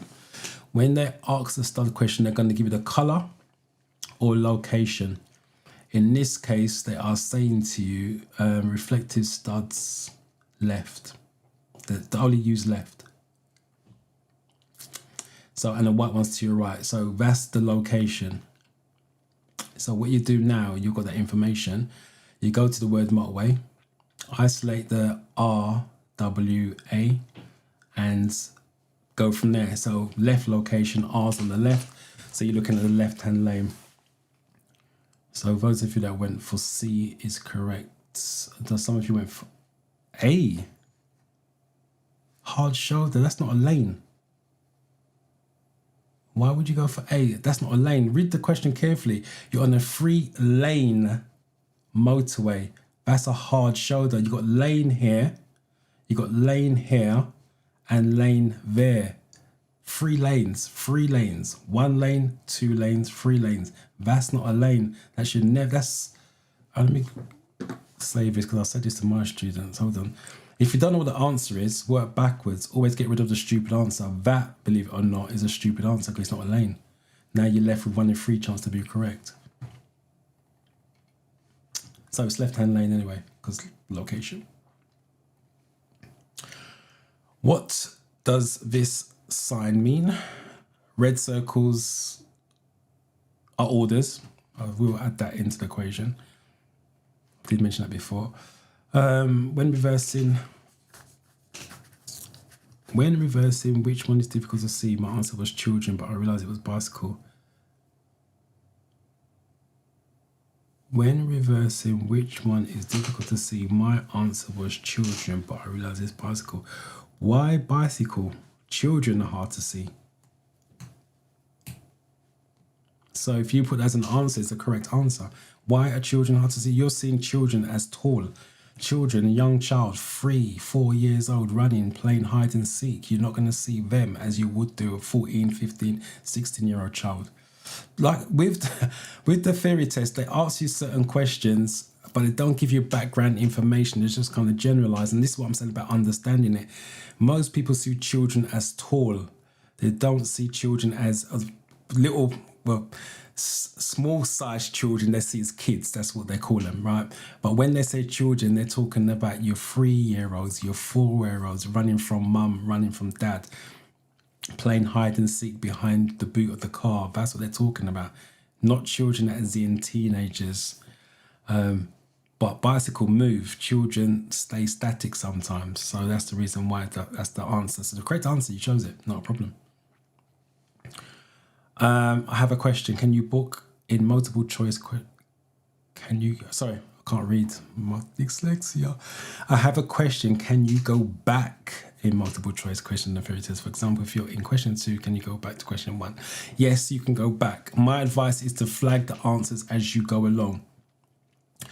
And that way, when you finish the 50th question, you go back to the flagged ones. It asks you, do you want to go back to the flagged ones? Say yes.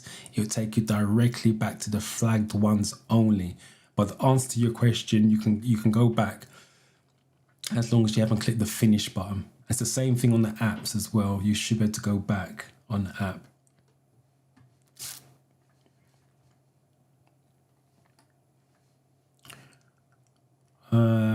What are we on 12?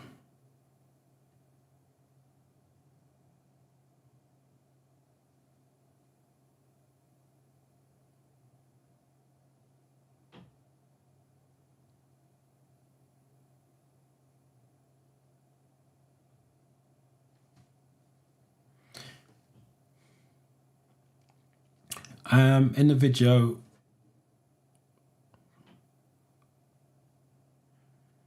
left, right. With the motorway questions, which I just mentioned, they're only going to ask you or tell you location or colour. And then once you've got the location or the colour, you go to the RWA and then go from there. In this case, they mentioned left. I know they mentioned red studs and white studs, but the key is location left. So you go to the RWA, R's on the left. That's what the answer is, or was.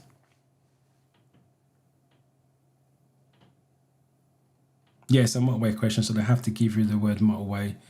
So you don't have to spell it, it's actually on screen, as you just saw. Oh, got a test tomorrow, wish you luck with that.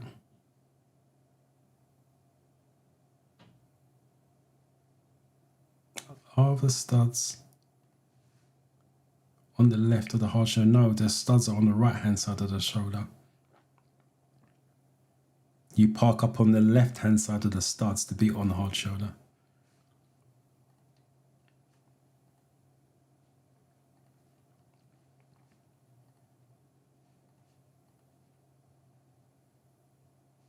I'm assuming you mean 12 because we're not on 13 yet.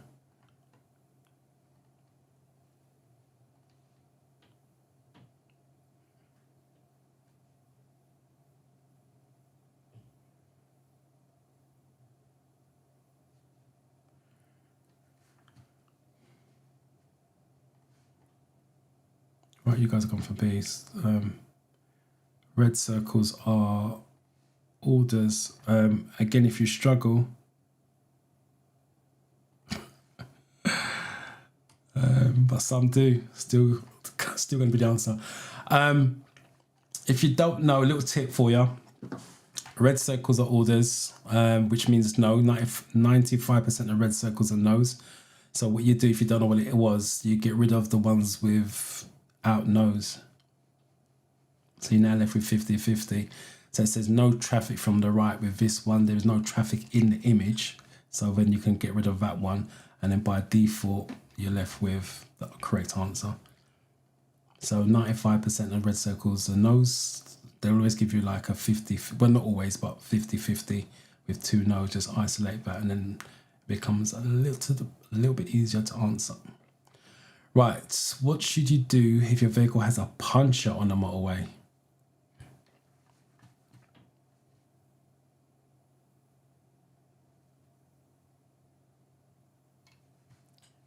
Trying to catch up with this. Right, pop crush on a 2-week deadline forces pressure. It's better to focus on big opportunity.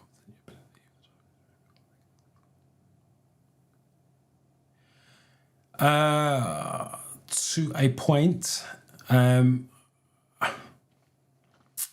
they've taken a test already, so they failed it, so they're ahead, if that makes sense. So let's just say, for example, they got 40 out of 50. They got 10 questions wrong. That's a lack of knowledge, lack of understanding. They just got to try to improve that. Taking another test, I'm not saying take it, book it for 2 weeks.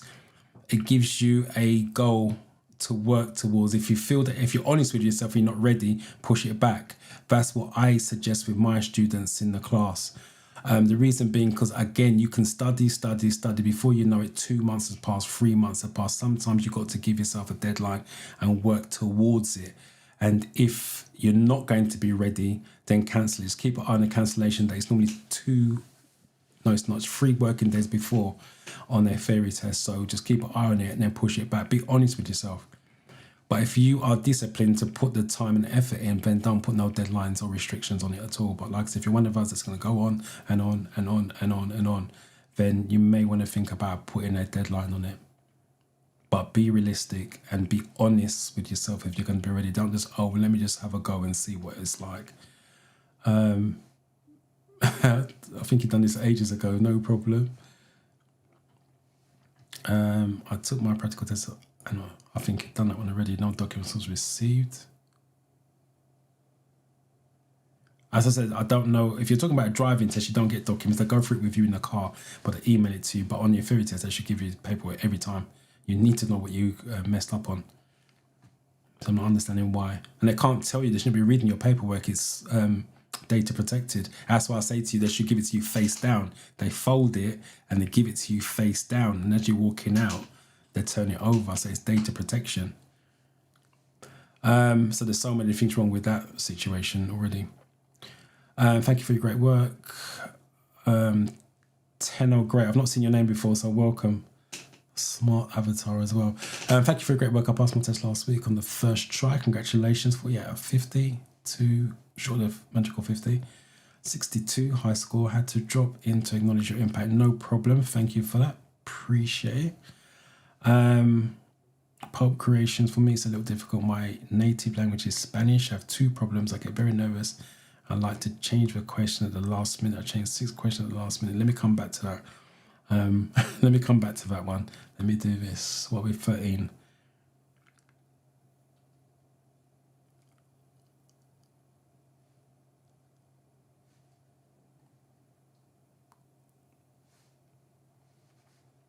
So I've got a B there straight away, and then I go to A's.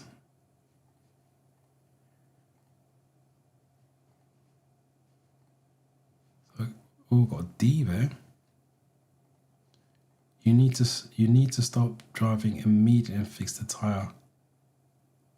Immediately says there's no safety checks. Be careful that word, and they use that word sometimes on the real theory test. Immediately suggests there's no safety checks. You're just stopping the car random. That's what that means, by the way. That's the reason. And I got a C here. All right, so there's some mixtures of answers on this, but A's common.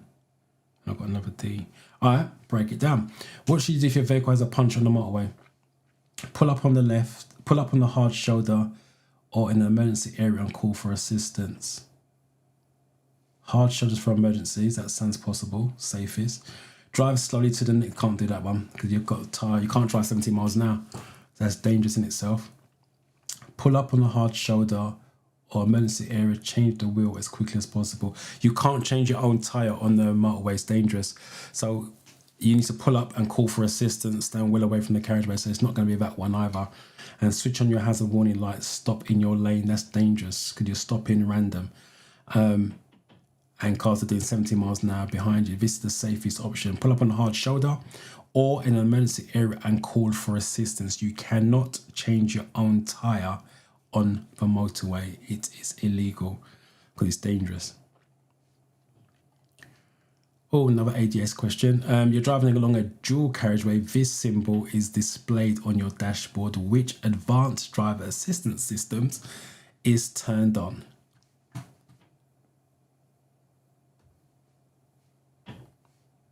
Oh, I meant 13C, my mistake. That's how easy it is to make mistakes on the real test, clicking the wrong answer.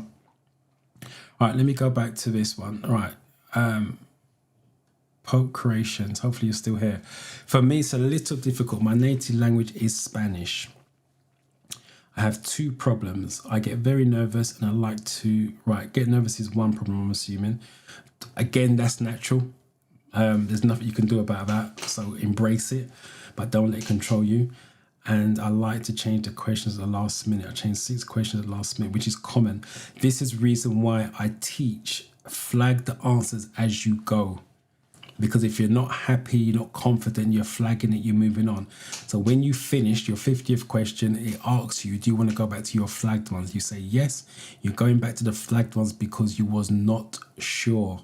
That's the reason why you flag it. If you haven't flagged it, do not go back. I actually teach this in my class. Do not go back to number 1 and review all the answers. And the reason why, because that's what you said just there is exactly why. Your brain overthinks it now, and it's now going to change right answers to wrong answers. You never go back and change your answer unless you know for sure it's wrong, or unless you flagged it. Well, the reason why you flagged it so you can go back and double check it. That's the reason why. Now, if language is your native language is Spanish, what I suggest you do, I don't know if I think they have Theory Test Pro. I will go to that. You can change it to your native language. They have different languages, and I'm sure Spanish is one of them. So Theory Test Pro will probably be your app of choice. So you can go in there, change it to your language as you go through the questions, and that's going to give you a better understanding. Or copy and paste, throw it into AI and translate it into your language. So again, you get a better understanding. It's just a little bit more work on your side when it comes to studying, but that's what I would do. That's what I encourage my students to do whose language is not English. So yeah, use AI or go to Theory Test Pro and just change the questions over to Spanish. I'm not sure if Driving Test Success does that, but I know Theory Test Pro does. You've got another one there. Safety in your vehicle. I'm assuming these questions you got wrong. 3, is that 3? Safety in vehicle. 1, road and traffic signs. 1, other types of vehicle. 2, hazard and awareness. 1, alertness. 1, vulnerable road user.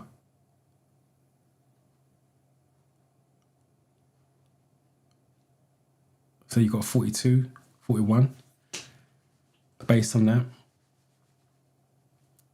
And just a little bit more studying. As I said, I would go spin it into Spanish.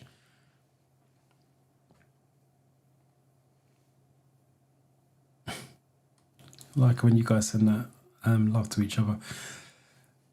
Switch it to Spanish. That's what I would do. Help yourself.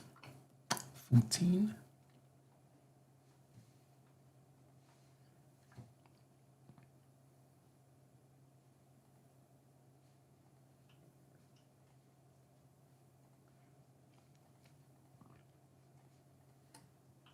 You're going for C.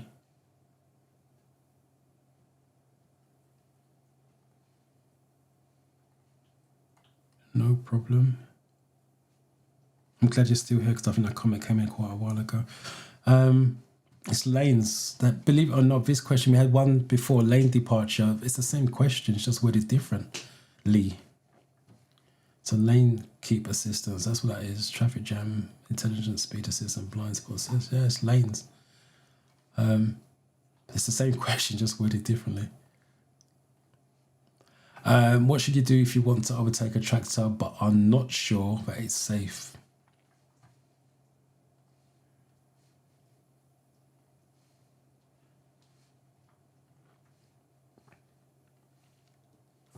Passed on Friday, 14 Friday. Congratulations on passing. 49.50, missed it by 1. The magical 50.65. That's a high score. Congratulations on that. If you're passing on DVSA app for one, go for the test. I'll be careful with that.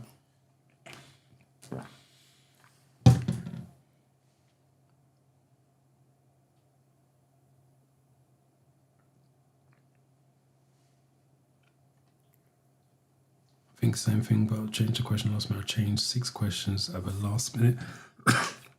Yeah, don't change. Sorry, don't change your answer.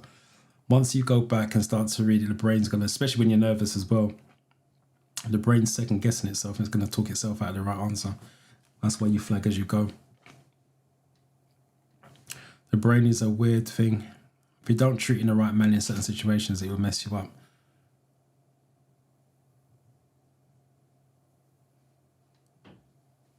Yeah, exactly.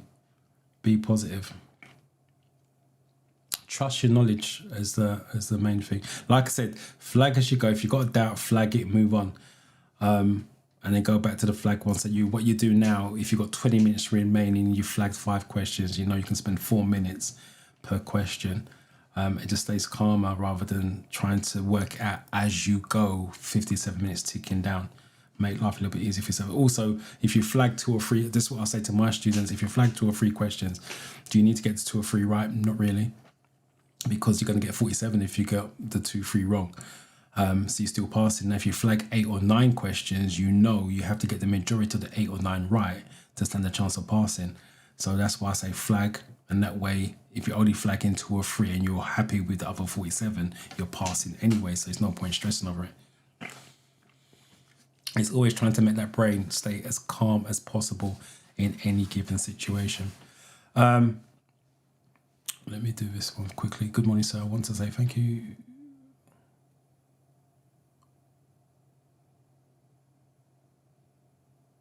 Appreciate that, Annabelle. Thank you very much. Thank you very much. Right, let me just do this quickly. 15.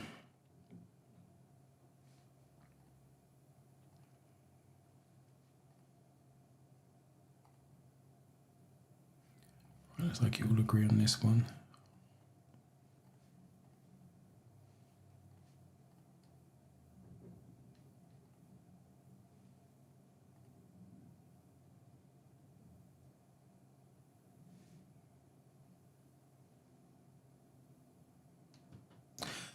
Hopefully the driving lessons are going better.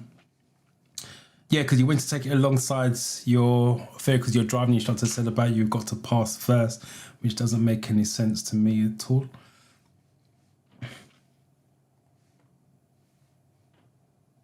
15A is what you guys have gone for.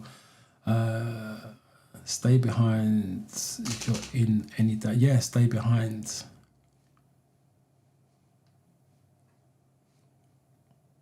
If in doubt, always stay behind. Another, again, driving one, for those you take driving lessons, what you should be doing, this is what I teach my students, is any given situation when you do something, ask yourself, is it safe? Because you want the brain, especially when you're nervous, because you're learning to drive, you want the brain to give you a yes or no answer. So if you ask it a direct question, it will give you a direct answer. If you ask the question, can I go past the tractor? The brain will analyze it to death. It was yes, no, can I, how much space have I got, blah, blah, blah. By the time you work it all, that's too late. So if you say to yourself, is it safe for me to go? The brain is designed to protect you. So if we say, yes, it's safe, you do it. No, it's not, you don't. and I'm not quite sure, that's a no, because I don't know, stay behind. So when you're driving, give way lines, roundabouts, train yourself to ask yourself, is it safe for me to go? And the brain will give you the answer that you are looking for.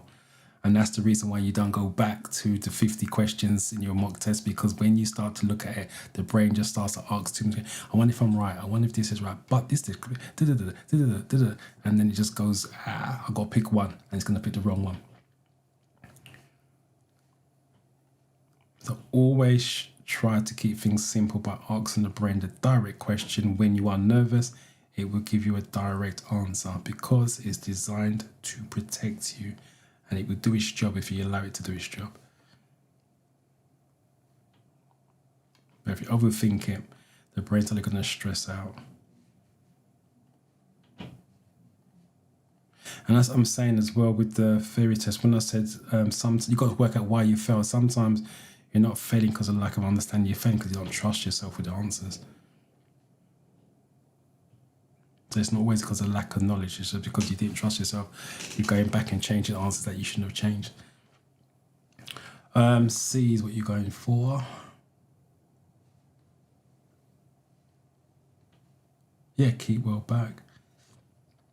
I'll be honest, all cycling questions and horse riding questions are going to be keep well back, give them plenty of room, or whatever it is they're talking about. You're on a motorway. What does it mean when a mandatory speed limit is displayed above the hard shoulder? I just saw this. Can you not use a tyre pumper that you can put in the boot of your car because you would be waiting for one for I don't know how long? No, because it's on a motorway, it's dangerous. If someone goes into you at 70 miles an hour, it's game over. You ain't surviving that.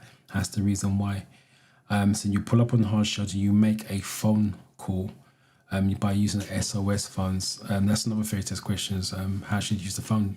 Face the traffic when you're using an SOS phone. Where should you stand when you're on the motorway, hard shoulder, well away from the carriageways? They're all answers. So if you are using a pump, you're near the car. That defeats the object of the answer. But the answer is no. It's simple terms, because it's dangerous. And when if they come out to change your tire for you, they're going to park their vehicle 45 meters away. They don't park up directly behind you. They park their car 45 meters away. So to protect them, so if something crashes, they're going to crash into their car first before it ever gets to you.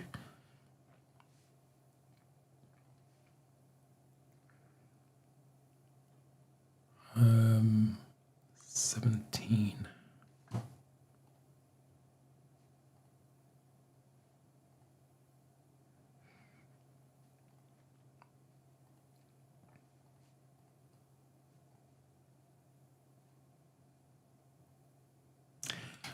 Right. Yeah,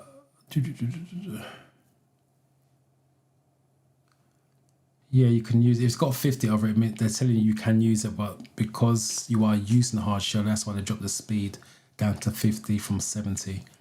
So it is classed as a running lane. When will you feel the effects of engine braking?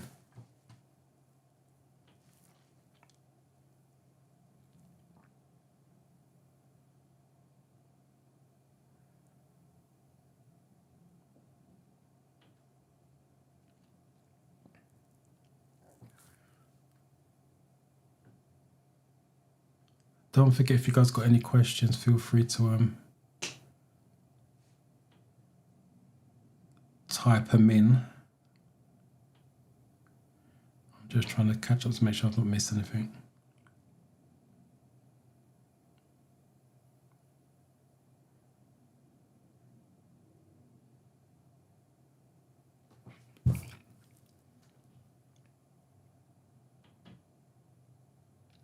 I think I'm up to date with everything. Right, what are we on? 18.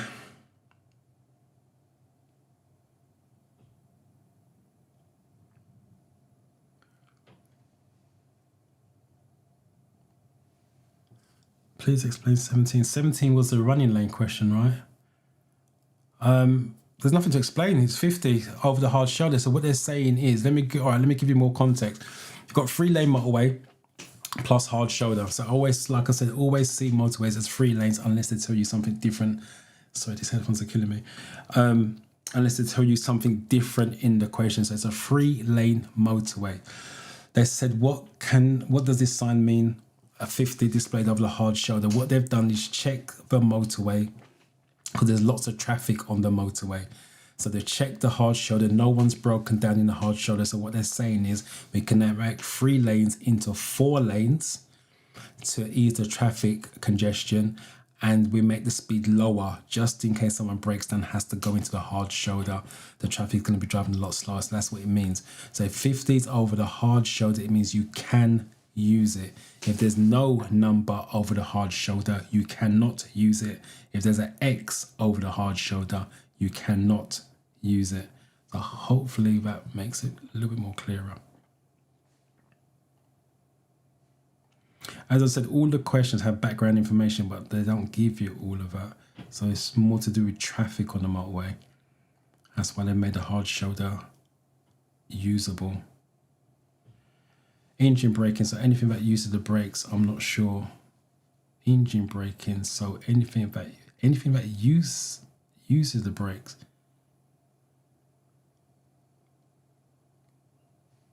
I'm not sure what you mean by that. Anything that uses the brakes, you're the one using the brakes on that. I'll explain what engine braking is anyway in a minute. But you've gone for A, most people have gone for C. That's a D there as well. So again, you guys are confused on that. D, you're welcome. Right, so I've got A's, C's and D's. All right, let's find the right answer first. When will you feel the effects of engine braking? A, when you only use for parking brake. It can't be A, because parking brake is for parking.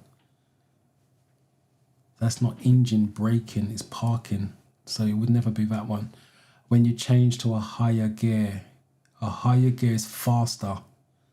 They're talking about braking. Braking is slowing down. So it never's going to be B. Higher gear goes faster, so it's never going to be that one. When you change to a lower gear, high gear is faster, low gear is slower. So that's an option. And when you're in neutral, is not a gear. That's why you go handbrake neutral, handbrake park for you guys in automatics. So that's not a gear. So it's there. When you change to a lower gear, engine braking, without going into too much technical detail, is when the clutch plates are fully up, or when the clutch is up, for those of you doing manual. So when you brake, the engine slows down, the wheels slow down. That's what engine braking is. So engine braking is when you brake and the plates are touching, which makes the wheels slow down as well. That's engine braking. The reverse, or the opposite to this question, is what is coasting. Coasting is when the 2 plates are down for too long, and that's a lack of engine braking or lack of control. So let me just say that again. Engine braking is when you have control to use the brakes, the engine slows down, makes the wheels slow down, and the lack of engine braking, which is called coasting, is when the 2 plates are doing their own separate thing. So hopefully that makes a bit of sense, especially those of you that's doing automatic, because you guys don't deal with coasting and all the rest of it on automatic, but manuals you do. Another sign. What does this sign mean?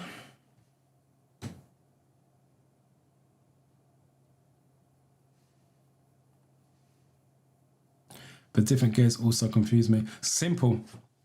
Keep it simple. Gears, the lower the number, the slower the car, but the more powerful. So first and second gear are low numbers, power gears, but drive the car slow speeds. 3, 4, 5, 6 are weaker gears, but drive the car at faster speed. The higher the number, the faster you go. The lower the number, the slower you go. But the slower you go, the more power you have. The faster you go, the less power you have.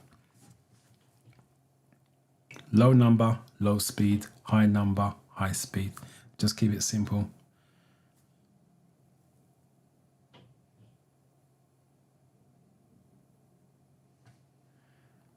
The gears determine the power of the engine. Yes, first and second gear power. So if you're doing manual, you move off in first gear because it's a power gear.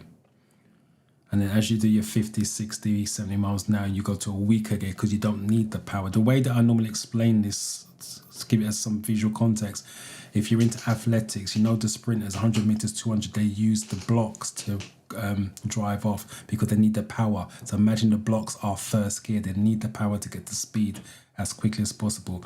Now, when you do 800 meters, 1500 meters, there's no blocks because they don't go off at a fast speed. So they're moving off in a higher gear, if you think about it, third gear, fourth gear, because they don't need the power to get going because they they run at a gentle pace. So the sprinters are using first gear blocks, and 800, 1500, 10,000 meters marathon runners are not. So they're moving off in the third gear, fourth gear, fifth gear, whatever it is. That's how you have to picture it.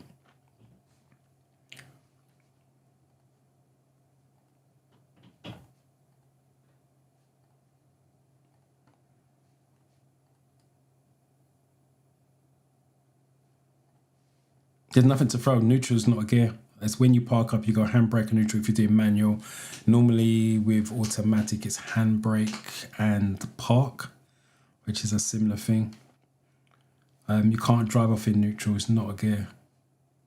That's why it's called neutral.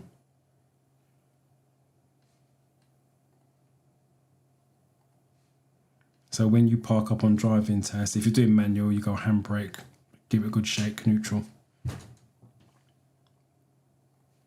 I'll show you in a minute. In fact, I'll show you.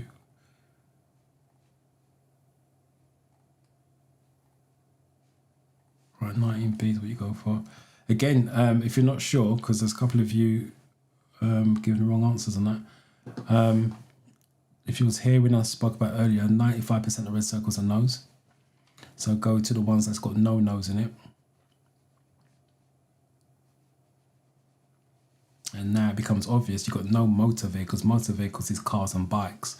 There's two cars. So then it can't be that one because there's no bikes in the image. So by default, you're left with B.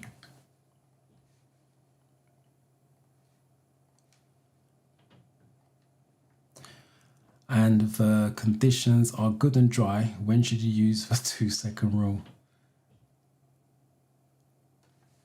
So I've never seen it word that way before. The conditions are good and dry. When should you use?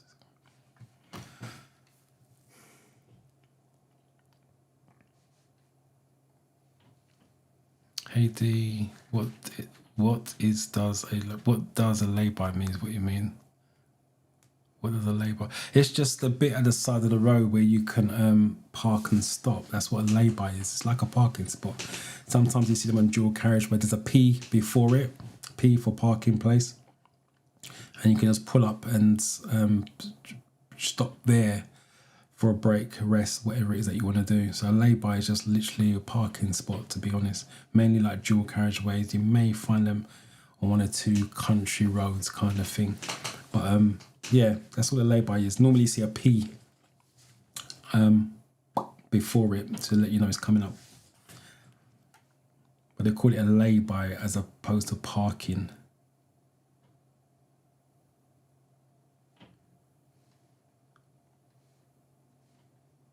Which number is lower or higher? Heat. I'm not supposed, I don't know what you mean by that. Which number is lower or higher? Heat. I don't know what you mean by the heat, but low. You answer your own question. Look at the numbers. Which one's a low number on there? 1 and 2, first and second gear for cars are low gears, low power, low speed. 3, 4, 5, and 6 are higher, so you drive faster. Low number, low speed, but power gears. 3, 4, 5, and 6 are weaker gears, but drives the car at faster speed. High number, fast speed.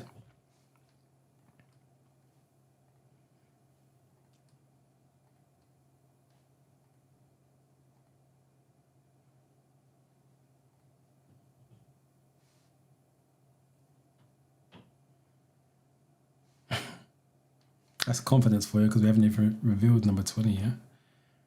What did you answer number 20? Have you answered 20B? Well, everyone's got B, so I'm assuming that's correct.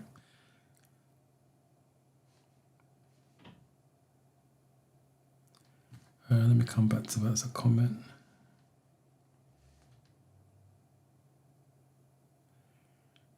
19B. What's 19B? Is that the coasting one?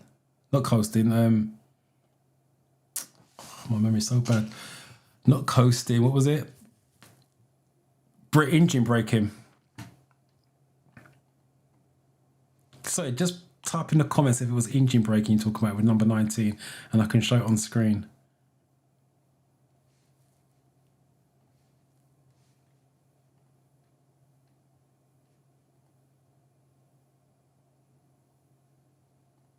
All right, gears. Okay. Yeah, low number, low speed, but power. High number, fast speed, but weak. God bless you as well, Dee. Thank you for coming. Hopefully I'll see you next week. No problem. Thank you for that.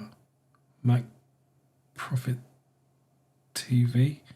Not seen you before, so welcome, first of all. 120B. That's a lot of questions. Yeah, so it's B, I'm assuming.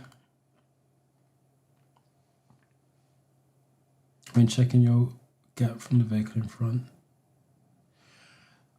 Let me add some context to this. Conditions are dry, so obviously if it's wet, it's 4 seconds. If it's ice and snow, it's up to 10 times longer. This will be done at 70, no it won't. This will be done at 14 miles an hour or more. 2 second gap. If it's 30 miles an hour or less, you drive to the conditions. You can't leave a 2 second gap in a 30 zone because it's too big. People will overtake you, especially with L plates on, and try to fill the gap. So,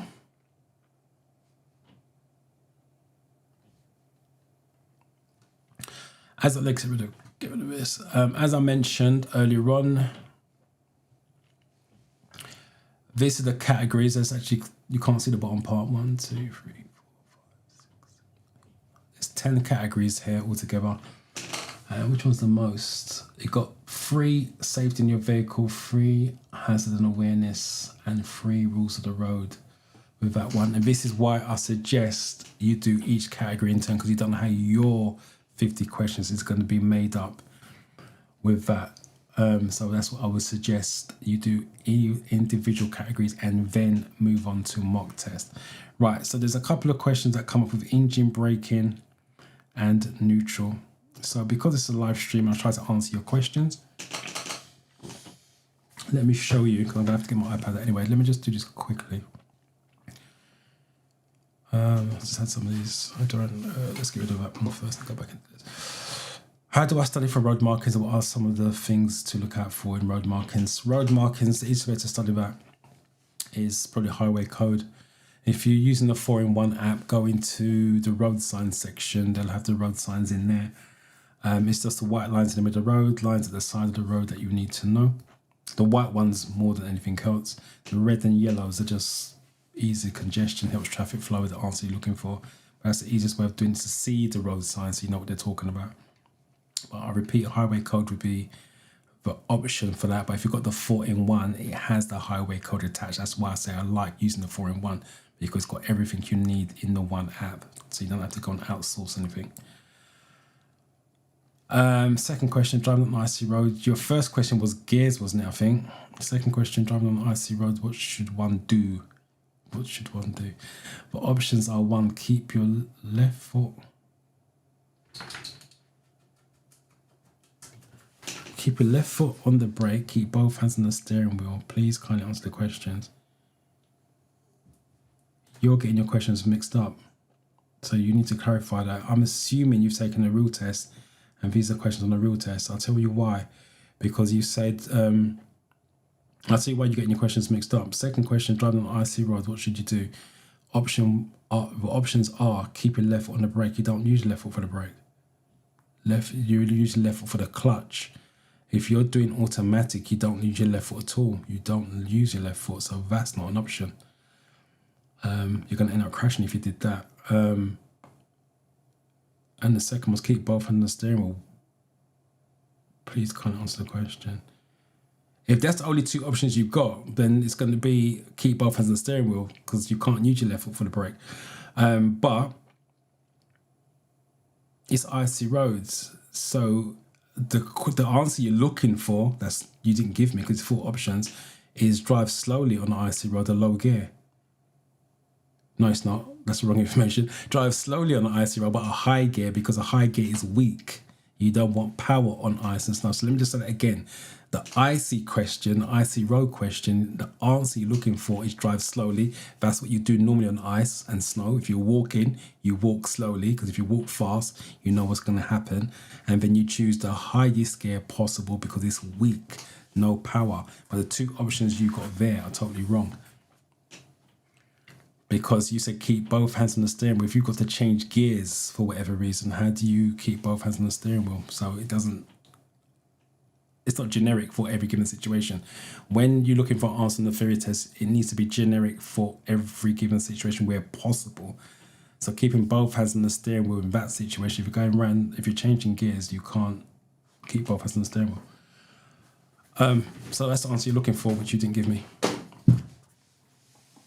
So hopefully that makes sense. Let me answer your first question. I think it was you that was with the neutral. Let me just make sure there's nothing else. Believe the difference in the sequence of all the traffic lights. Can you please explain the difference between puffing, pelican crossing, light sequence? Light sequence doesn't change. Oh, tell a lie. I'm lying to you. Again, with images, you are, like I said before, I don't know if I can do it on the screen here. With images, no, hold on 1 second. Let me do it on there. Let's see if it comes up on there. 1 second. There it is. Right, with images, for the last time, you go from bottom to top. It makes it easier to understand the image. You can't see it on screen, can you? I'll tell you what, let me do it on this one, because it's not going out on live. Right, let me change screen to this. Right, here, let's just use it. Right, with images, keep saying images, you go from bottom to top with your images. It makes it easier to understand. So your light sequence is going to be green at the bottom, single, green at the bottom, a steady amber, red. That's always going to be the same going up. That's why you start at the bottom. So I repeat, green at the bottom, steady amber, then red. Now for all the light sequence coming down except pelican, because you mentioned pelican, so every single traffic light except pelican are coming down as a double, red and amber together, and then green. The pelican's the exception. It comes down as an individual color, but it's coming down as red, then flashing amber, and then green. I repeat, goes up, single, green, steady amber, red for all of them. Coming down for all of them except pelican, red and amber together, then green, and your pelican is the one with the flashing sequence. So hopefully that makes sense. Let me go back to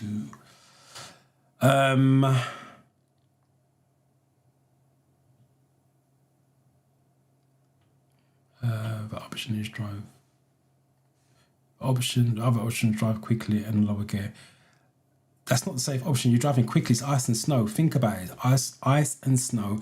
You do, next time it snows, you try to run quickly and see what happens. Real life experience, on ice and snow, you walk slowly. You take baby steps. Driving is no different. So you have to drive slowly. That's always going to be the safest option. And then the gear will be the higher gear because it's weak. You got lower gear here. That's power. You're going to wheel spin. And drive slowly on the, there you go. Slowly, higher gear. Correct answer. It's been an honor to attend your live stream. Glad you find it an honor. Thank you for being here and contributing, to be fair, because you typed in a lot of stuff in the comment section, which I appreciate. I will send you that long message for this summer. I will aim to pass my driving theory test calmly. This summer, the world or possibly is unbelievable. Send me your message and let's see if we can get this done definitely this summer. We do not want you to go into the autumn and start studying again for the theory test. So send me the message. I'll look out for it. Right. So what was the questions? Engine braking and neutral. Let me show you that first.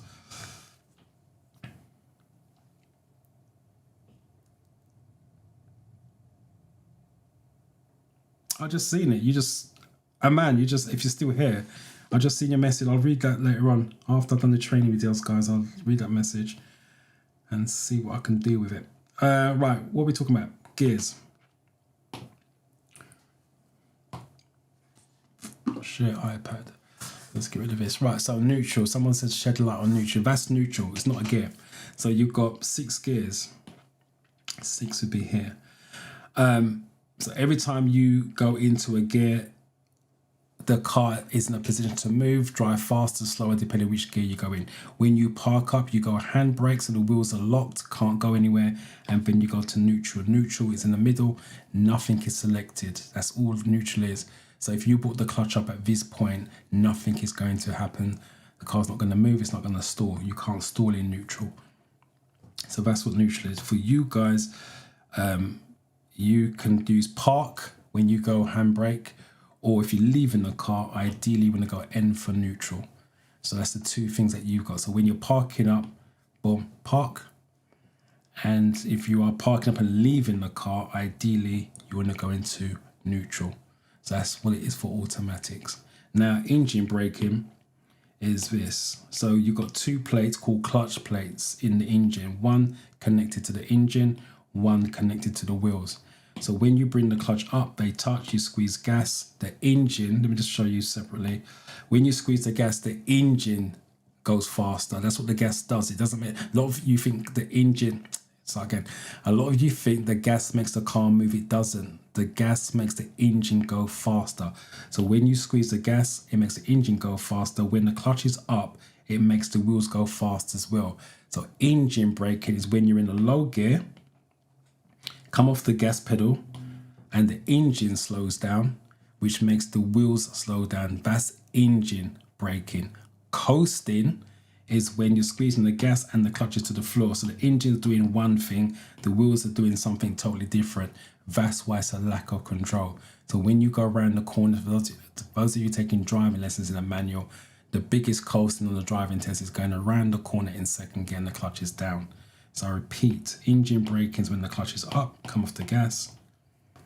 And coasting is when they're doing their own separate thing. So hopefully that makes sense with the engine braking and neutral. Let me just check to make sure there's no other comments on there. Richards just joined. Good morning, I passed my test with all you. I assume that's supposed to be taught me. Congratulations on passing. Thank you for joining and letting me know. I have a question, sir, on my test. Ask away, that's what we're here. Ask your questions away. Ideally put a Q semicolon. Makes it easier for me to see it. Yeah, I thought that's what you meant, taught. No problem. My first time on your live, great session. I'm considering starting my study for my first. Considering starting? And you're here. And you already started if you're here, believe it or not. For a test, I can drive, but have driven since. I haven't, but have driven since being in the UK. Well, you mean you haven't driven since you're in the UK? So if you've got driving experience, don't waste any more time. Get your theory done and dusted and get some lessons in. Get rid of your bad habits and then take your driving test. But yeah, if you already started because you're here. So that's a bonus. Right, so I don't see any other questions or comments on that. Right, so we now know what coasting, engine braking and what neutral is. What you need to know now is theory test, how it's all linked in to your driving. So your theory test is about control and safety. On your driving test, this is your driving test report sheet.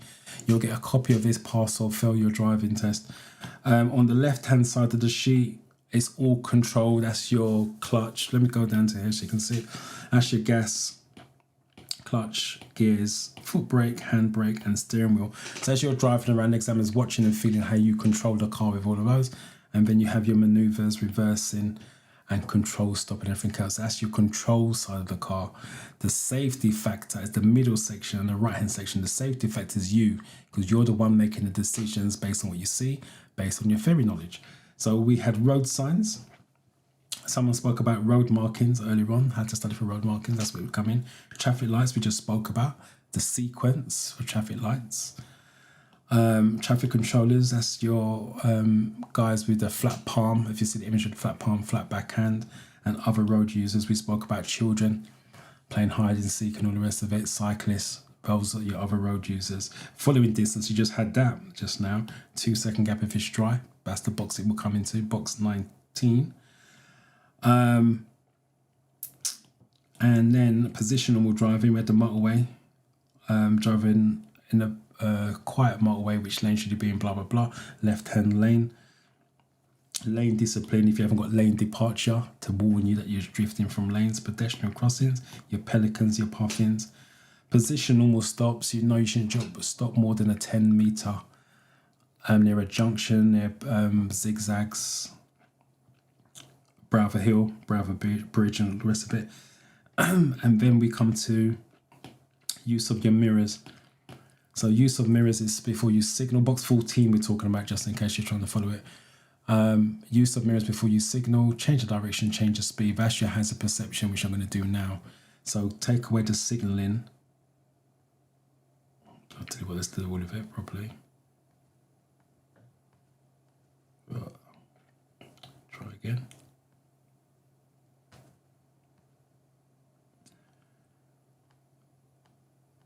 Can't do that. Anyway, let's save time.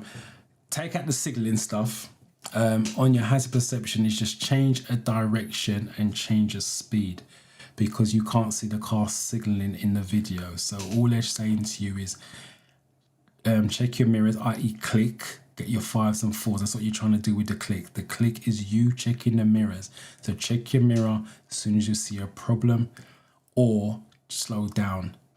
So if you're going to change direction, slow down, you want to click. But what they don't tell you on that is if you click too early, you're going to get a 0. So it's not about you seeing the problem. You can see the problem all day and still get a 0. It's about you getting a score for the problem.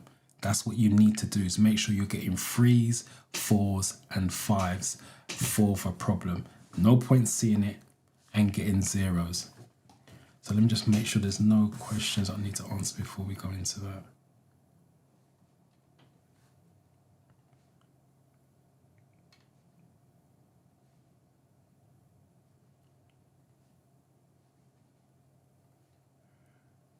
I'm not sure what you mean by that. Hi, please. If I use only your ultimate study guide for practice, will I be able to? But no, the ultimate study guide is to show you what to use and how to use it in that sense. You need to download the apps and do the studying. It just gives you an idea of how to study, what apps to use. Because I recommend the 4-in-1 in the ultimate study guide. It tells you other apps. It gives you links to videos to give you a head start in that situation. So the answer to your question is no. It gives you an idea of where to go to study and how you should study, but you have to put the work in to study.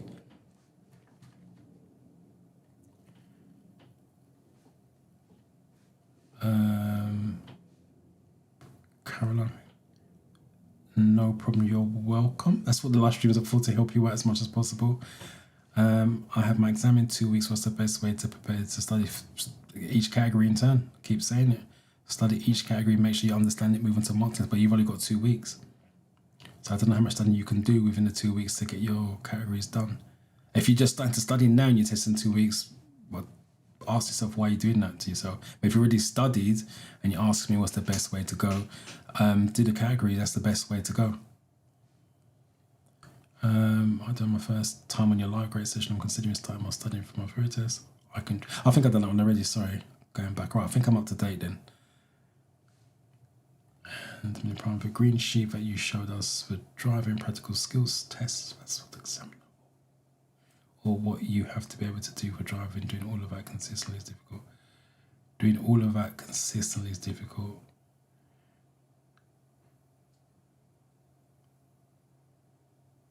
Or what you have to be able to do for driving. So I'm just trying to get my head around what you're saying. The green sheet that you showed us for driving practical skill test, that's for the examiner. Yes, it's for the examiner. And what you have to be able to do. look at it. There's two ways of looking at it. It's what you have to do or not do, if that makes sense. And let me explain. Let me go back to the sheet so you can see it. Let me get rid of this comment. That's the sheet that you had, the examiner has in front of you. It's blank. What you're trying to do is for him to write nothing on that sheet. That's where you want to be. That's what you want to think about. Yes, it could be difficult if you think of the green sheet as this. When I'm teaching my students, I just say I'm looking for two things. That's the only two things we're looking for is safety and control. They drive safely, they drive control. Nothing gets marked on the sheet. If you look at the sheet as a massive thing like that, then yes, it's going to be an issue because your brain's going to think, oh my God, there's so much going on. But just think to yourself, drive safely, drive controlled. There's nothing for him to mark. So yes, he's got that, but he's only marking something on there if you're doing something wrong, and he's going to put it in a relevant box. But if you're doing nothing wrong, nothing gets marked. So simplify the green sheet as in all I got to do is drive safely and drive under control. You deliver that, you're passing anyway. You don't want to say to yourself, I want to avoid doing all those things on there, because now the brain's going to stress itself way too much.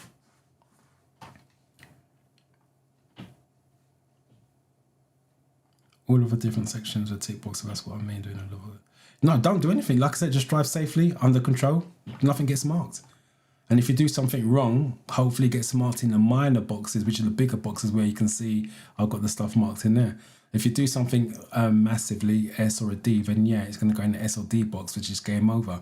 But don't see it as the green sheet. Just see I need to drive safely and control. If you do that, you're not going to get anything marked on the sheet anyway, so you're passing.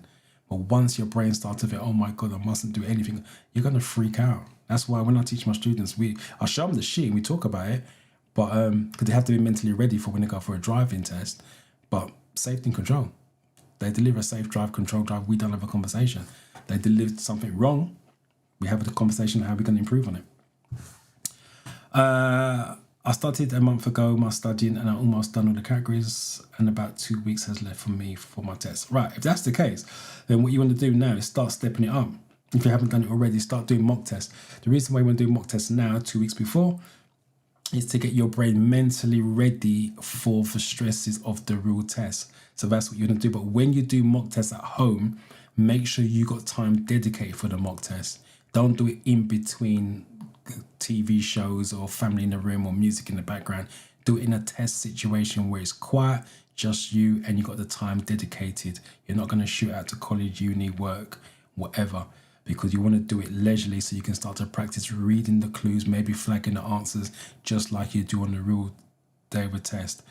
And then I would start with a couple of 50 question mock tests, as in just the questions, and then step it up to doing the whole package, questions and videos, so you're mentally strong for when that day comes in 2 weeks' time. So that's what I would do with that. But I wish you luck with it in 2 weeks. Right, let me do hazard perception. Come out of that.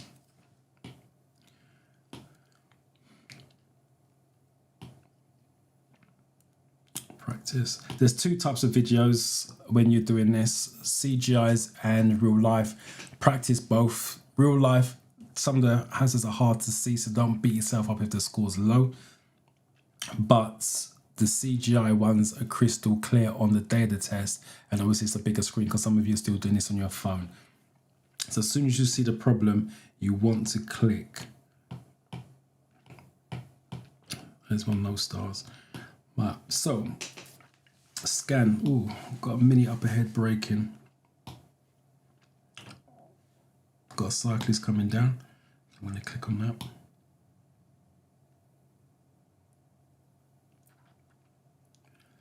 Flash and amber, pelican, lights, that's how you know. Car's parked up on the left, the car's going to cut in front of me. No signal from him. And then keep looking at the video as far as you can and work your way back. So the traffic lights may change. The side road to my left, nothing's coming out of there. There's a side road to my right, but the car is stationary. A pedestrian on my left, but not going to cross the road. There's a couple of kids walking on the side, I think. A bit too close to the curb for me, so I'm clicking on that.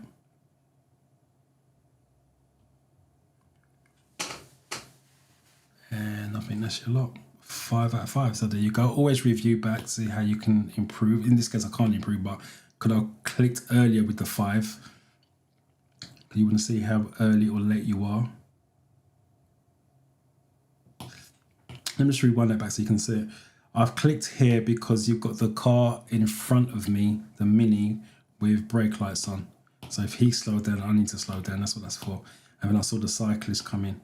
And the cyclist is in the middle of the road, so he's on near my side of the road.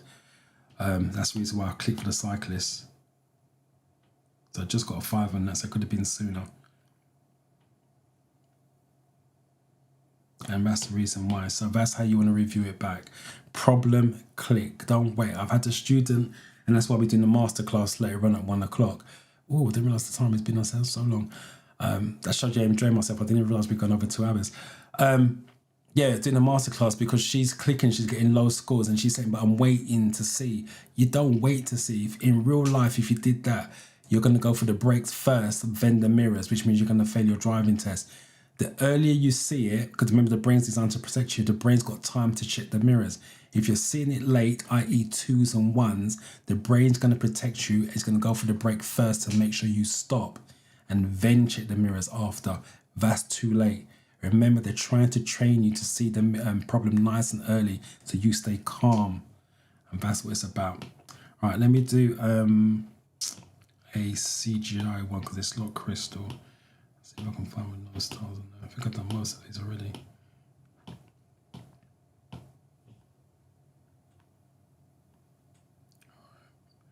Let's just do this one because I'm trying to prove. A bend, I can't see around the bend, so always go slowly into the bend, accelerate out if it's safe to do so. I've got some signs telling me. What's the sign telling me? Just this problem coming up. Got the lorry coming.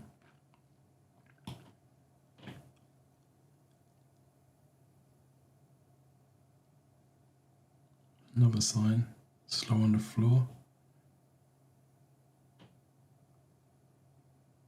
The lorry's parked up on the pavement, so I can't stay a metre from the curb. And the car's reversing now, so I'm going to click on that. I think that's well late, to be fair. I saw the lorry, the truck on the side first, and then I saw the car afterwards.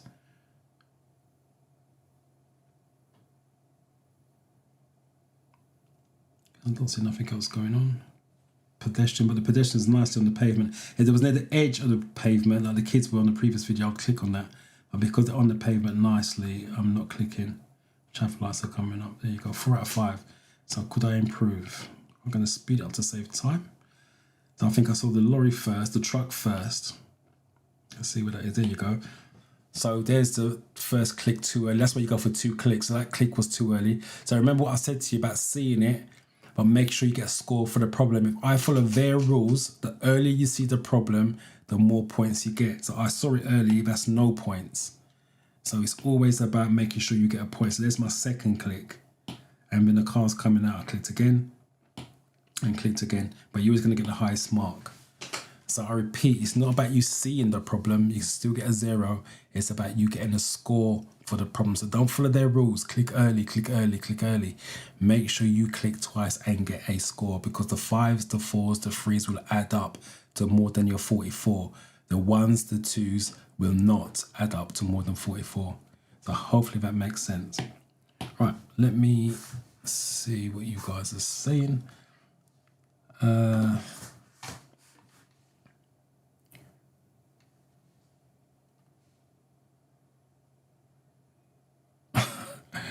problem. Don't go over the top with mock tests, by the way. You don't want to do mock tests back to back. You just want to take a mock test, take a nice break in between, and then go again. But also remember, if I don't know if you was here at the beginning, when I said the mock test is designed to show your weaknesses. So don't take mock tests and thinking I got 46 out of 50, happy days. You want to find out why you got the 4 questions wrong. The mock test is designed to show your weaknesses, not strengths. So pick up on whatever question, whatever you, if you got 50 out of 50, you're laughing. Not a problem, your knowledge is strong. But if you've got even 49 out of 50, there's still a weakness, you got a question wrong. So make sure you analyze that, work out why, and go from there. That's how strength is built. But I wish you luck with that. If I don't see you again, I think it's your first time here, good luck with your test in 2 weeks.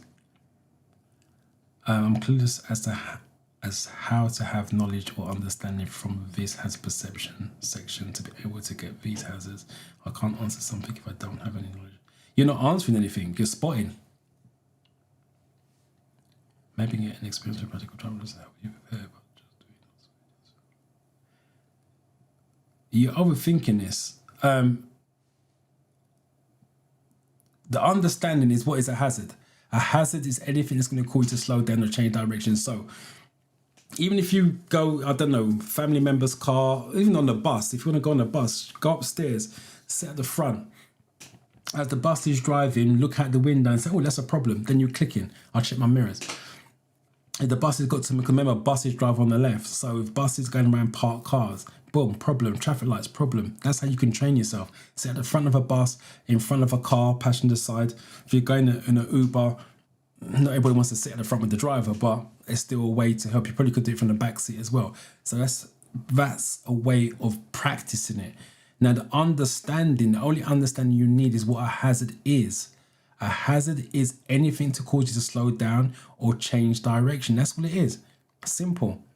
Now, when you watch the video, is that something going to cause me to slow down or change direction? The answer is yes, you click, but make sure you click twice. So you click 1, 2, and you go again.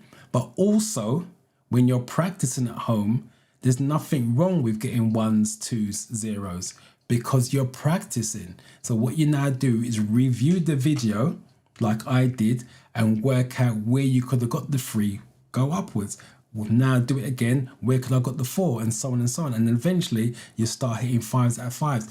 Remember, whatever studying you're doing at home is to show you weaknesses. It's not to get the full score, 75 out of 75 and 50 out of 50. You don't learn anything from that. You learn from mistakes. That's how the brain works. If we got everything right every single time, there wouldn't be no need for test. There would be no need for revision because we're getting it right. It's the first time as humans we don't. We make mistakes. Even in life, we make poor life choices, but you learn from it. And that's what studying is. So when you're practicing your hazard perception, if you get 1s and 2s, you're learning. It's not an error. You're learning. You're looking to improve. That's your level at that time of taking the test. And then you improve. You guys go into mock tests and expect 50 out of 50 and 5 out of 5 on every single video. So if you watch my videos, I don't get 5 out of 5 on every video. Do I get the pass mark? Yeah, that's what worries me. Get the pass mark. If I'm looking to get 5 out of 5 for every single video, 75 out of 75, I'm putting pressure on myself that I don't need. So like I said, you're learning. Do not be afraid to learn from mistakes. Make them, learn from them. So hopefully that makes sense. Sandra Smith, your first time here. If you're just joining, you're lucky you got us because I'm not normally on for 2 hours and a half. But it's been a good session this morning. So welcome anyway, by the way.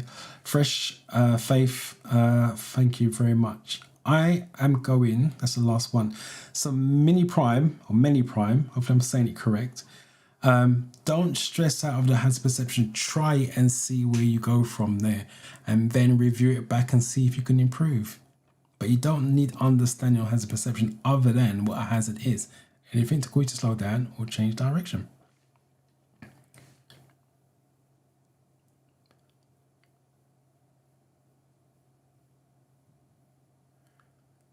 That is a very good insight how you can just practice to see potential hazards from sitting at the front of a bus or a car. Yeah, what you guys do when you sit on a bus and in cars and all the rest of it, you're on your phone.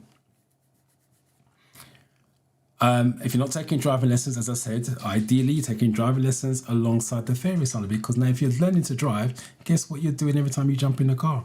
Hazard perception. You have to, because if you're not hitting anything, guess what? You spotted the hazard. That's why you slow down and stop. So you're automatically doing hazard perception. So if you're not taking driving lessons, or even if you are taking driving lessons and you are taking cabs, driving with friends and family, put your phone away. You don't need Instagram. You don't need Facebook or whatever you guys do nowadays. Sit there and say, right, I'm driving mentally. Oh, I should be slowing down here. Hazard perception. There's a road sign coming up. It says slow on the floor. There's a bend coming up. Person's about to cross the road. Boom. These are all practices, especially if you're not taking driving lessons, because when you jump in the car, then you ain't going to be that fearful because you know what it's like driving, even though you're in the passenger seat. So there's things you can do. You have to think about it logically. But yeah, jump on the bus, sit upstairs so you can see everything nice and clearly at the front. In the car, say to yourself, has perception, boom, click, click, click, click, problem, problem. But the best way to do it is to literally say what the problem is. So let's say traffic lights, problem, click. Pedestrian crossing, click. So it's called, like I did on the video, it's called commentary drive. Again, it makes your driving easier in the long run as well if you talk to yourself. Not everyone's comfortable talking out loud in a car, but I fully understand that. But you can do it in your head as well. You can turn around and say to yourself, pedestrian crossings, blah, blah, blah, whatever it happens to be. So that's what you want to try and practice doing. But like I said, the only understanding you need is problem is slowing down or changing direction.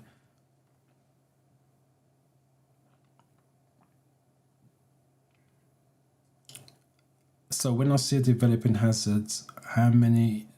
First of all, let's cut that right out. It's not, you get scored on the developing hazard. There's two types of hazards in the video. There's potential, it could have been a problem. And there's the developing one, that one that did cause you to slow down or change direction. You have to click on both types because you don't know which one will turn into a developing hazard. That's the first one. So click on problems, basically. That's why I call it problems rather than developing hazards. How many times I need to click to register it? You click once and it registers, but you have to get a score. There's a difference. So once you tap on the screen or press your mouse when you go for the real test, it is one click, it registers the click. But you're not trying to register a click, you're trying to score 5s, 4s, 3 minimum. There's a difference. Because I can click at any point on the video, doesn't mean that I'm going to pass.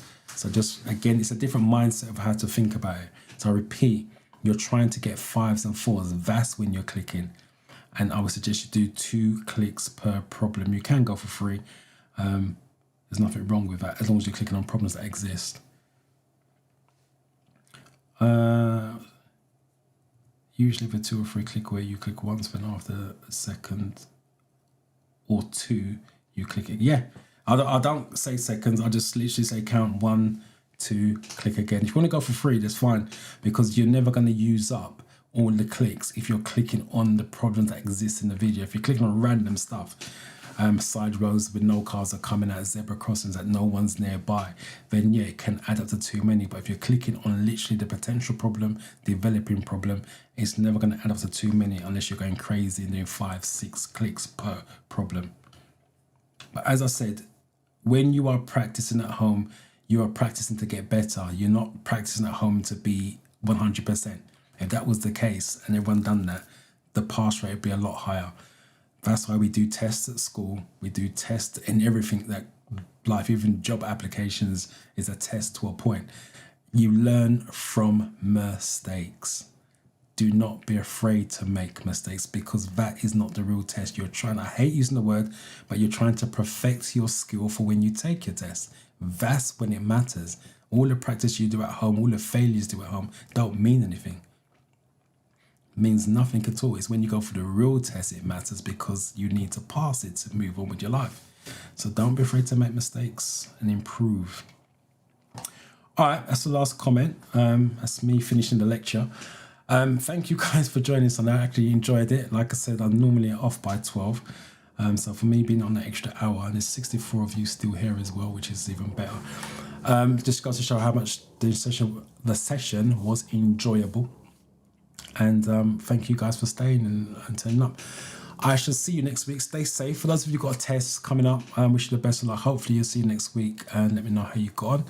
Remember, if you're studying during the week, write down your questions and answers and bring them to the live session, and let's get that cleared up to send you into your test nice and comfortable. Also your driving lesson questions, but most importantly, stay safe, and I shall see you next week. Hopefully, Sandra, I'll see you at the beginning of the live session and not towards the end, but thank you for turning up anyway. Enjoy the rest of the week, guys. See ya. Bye.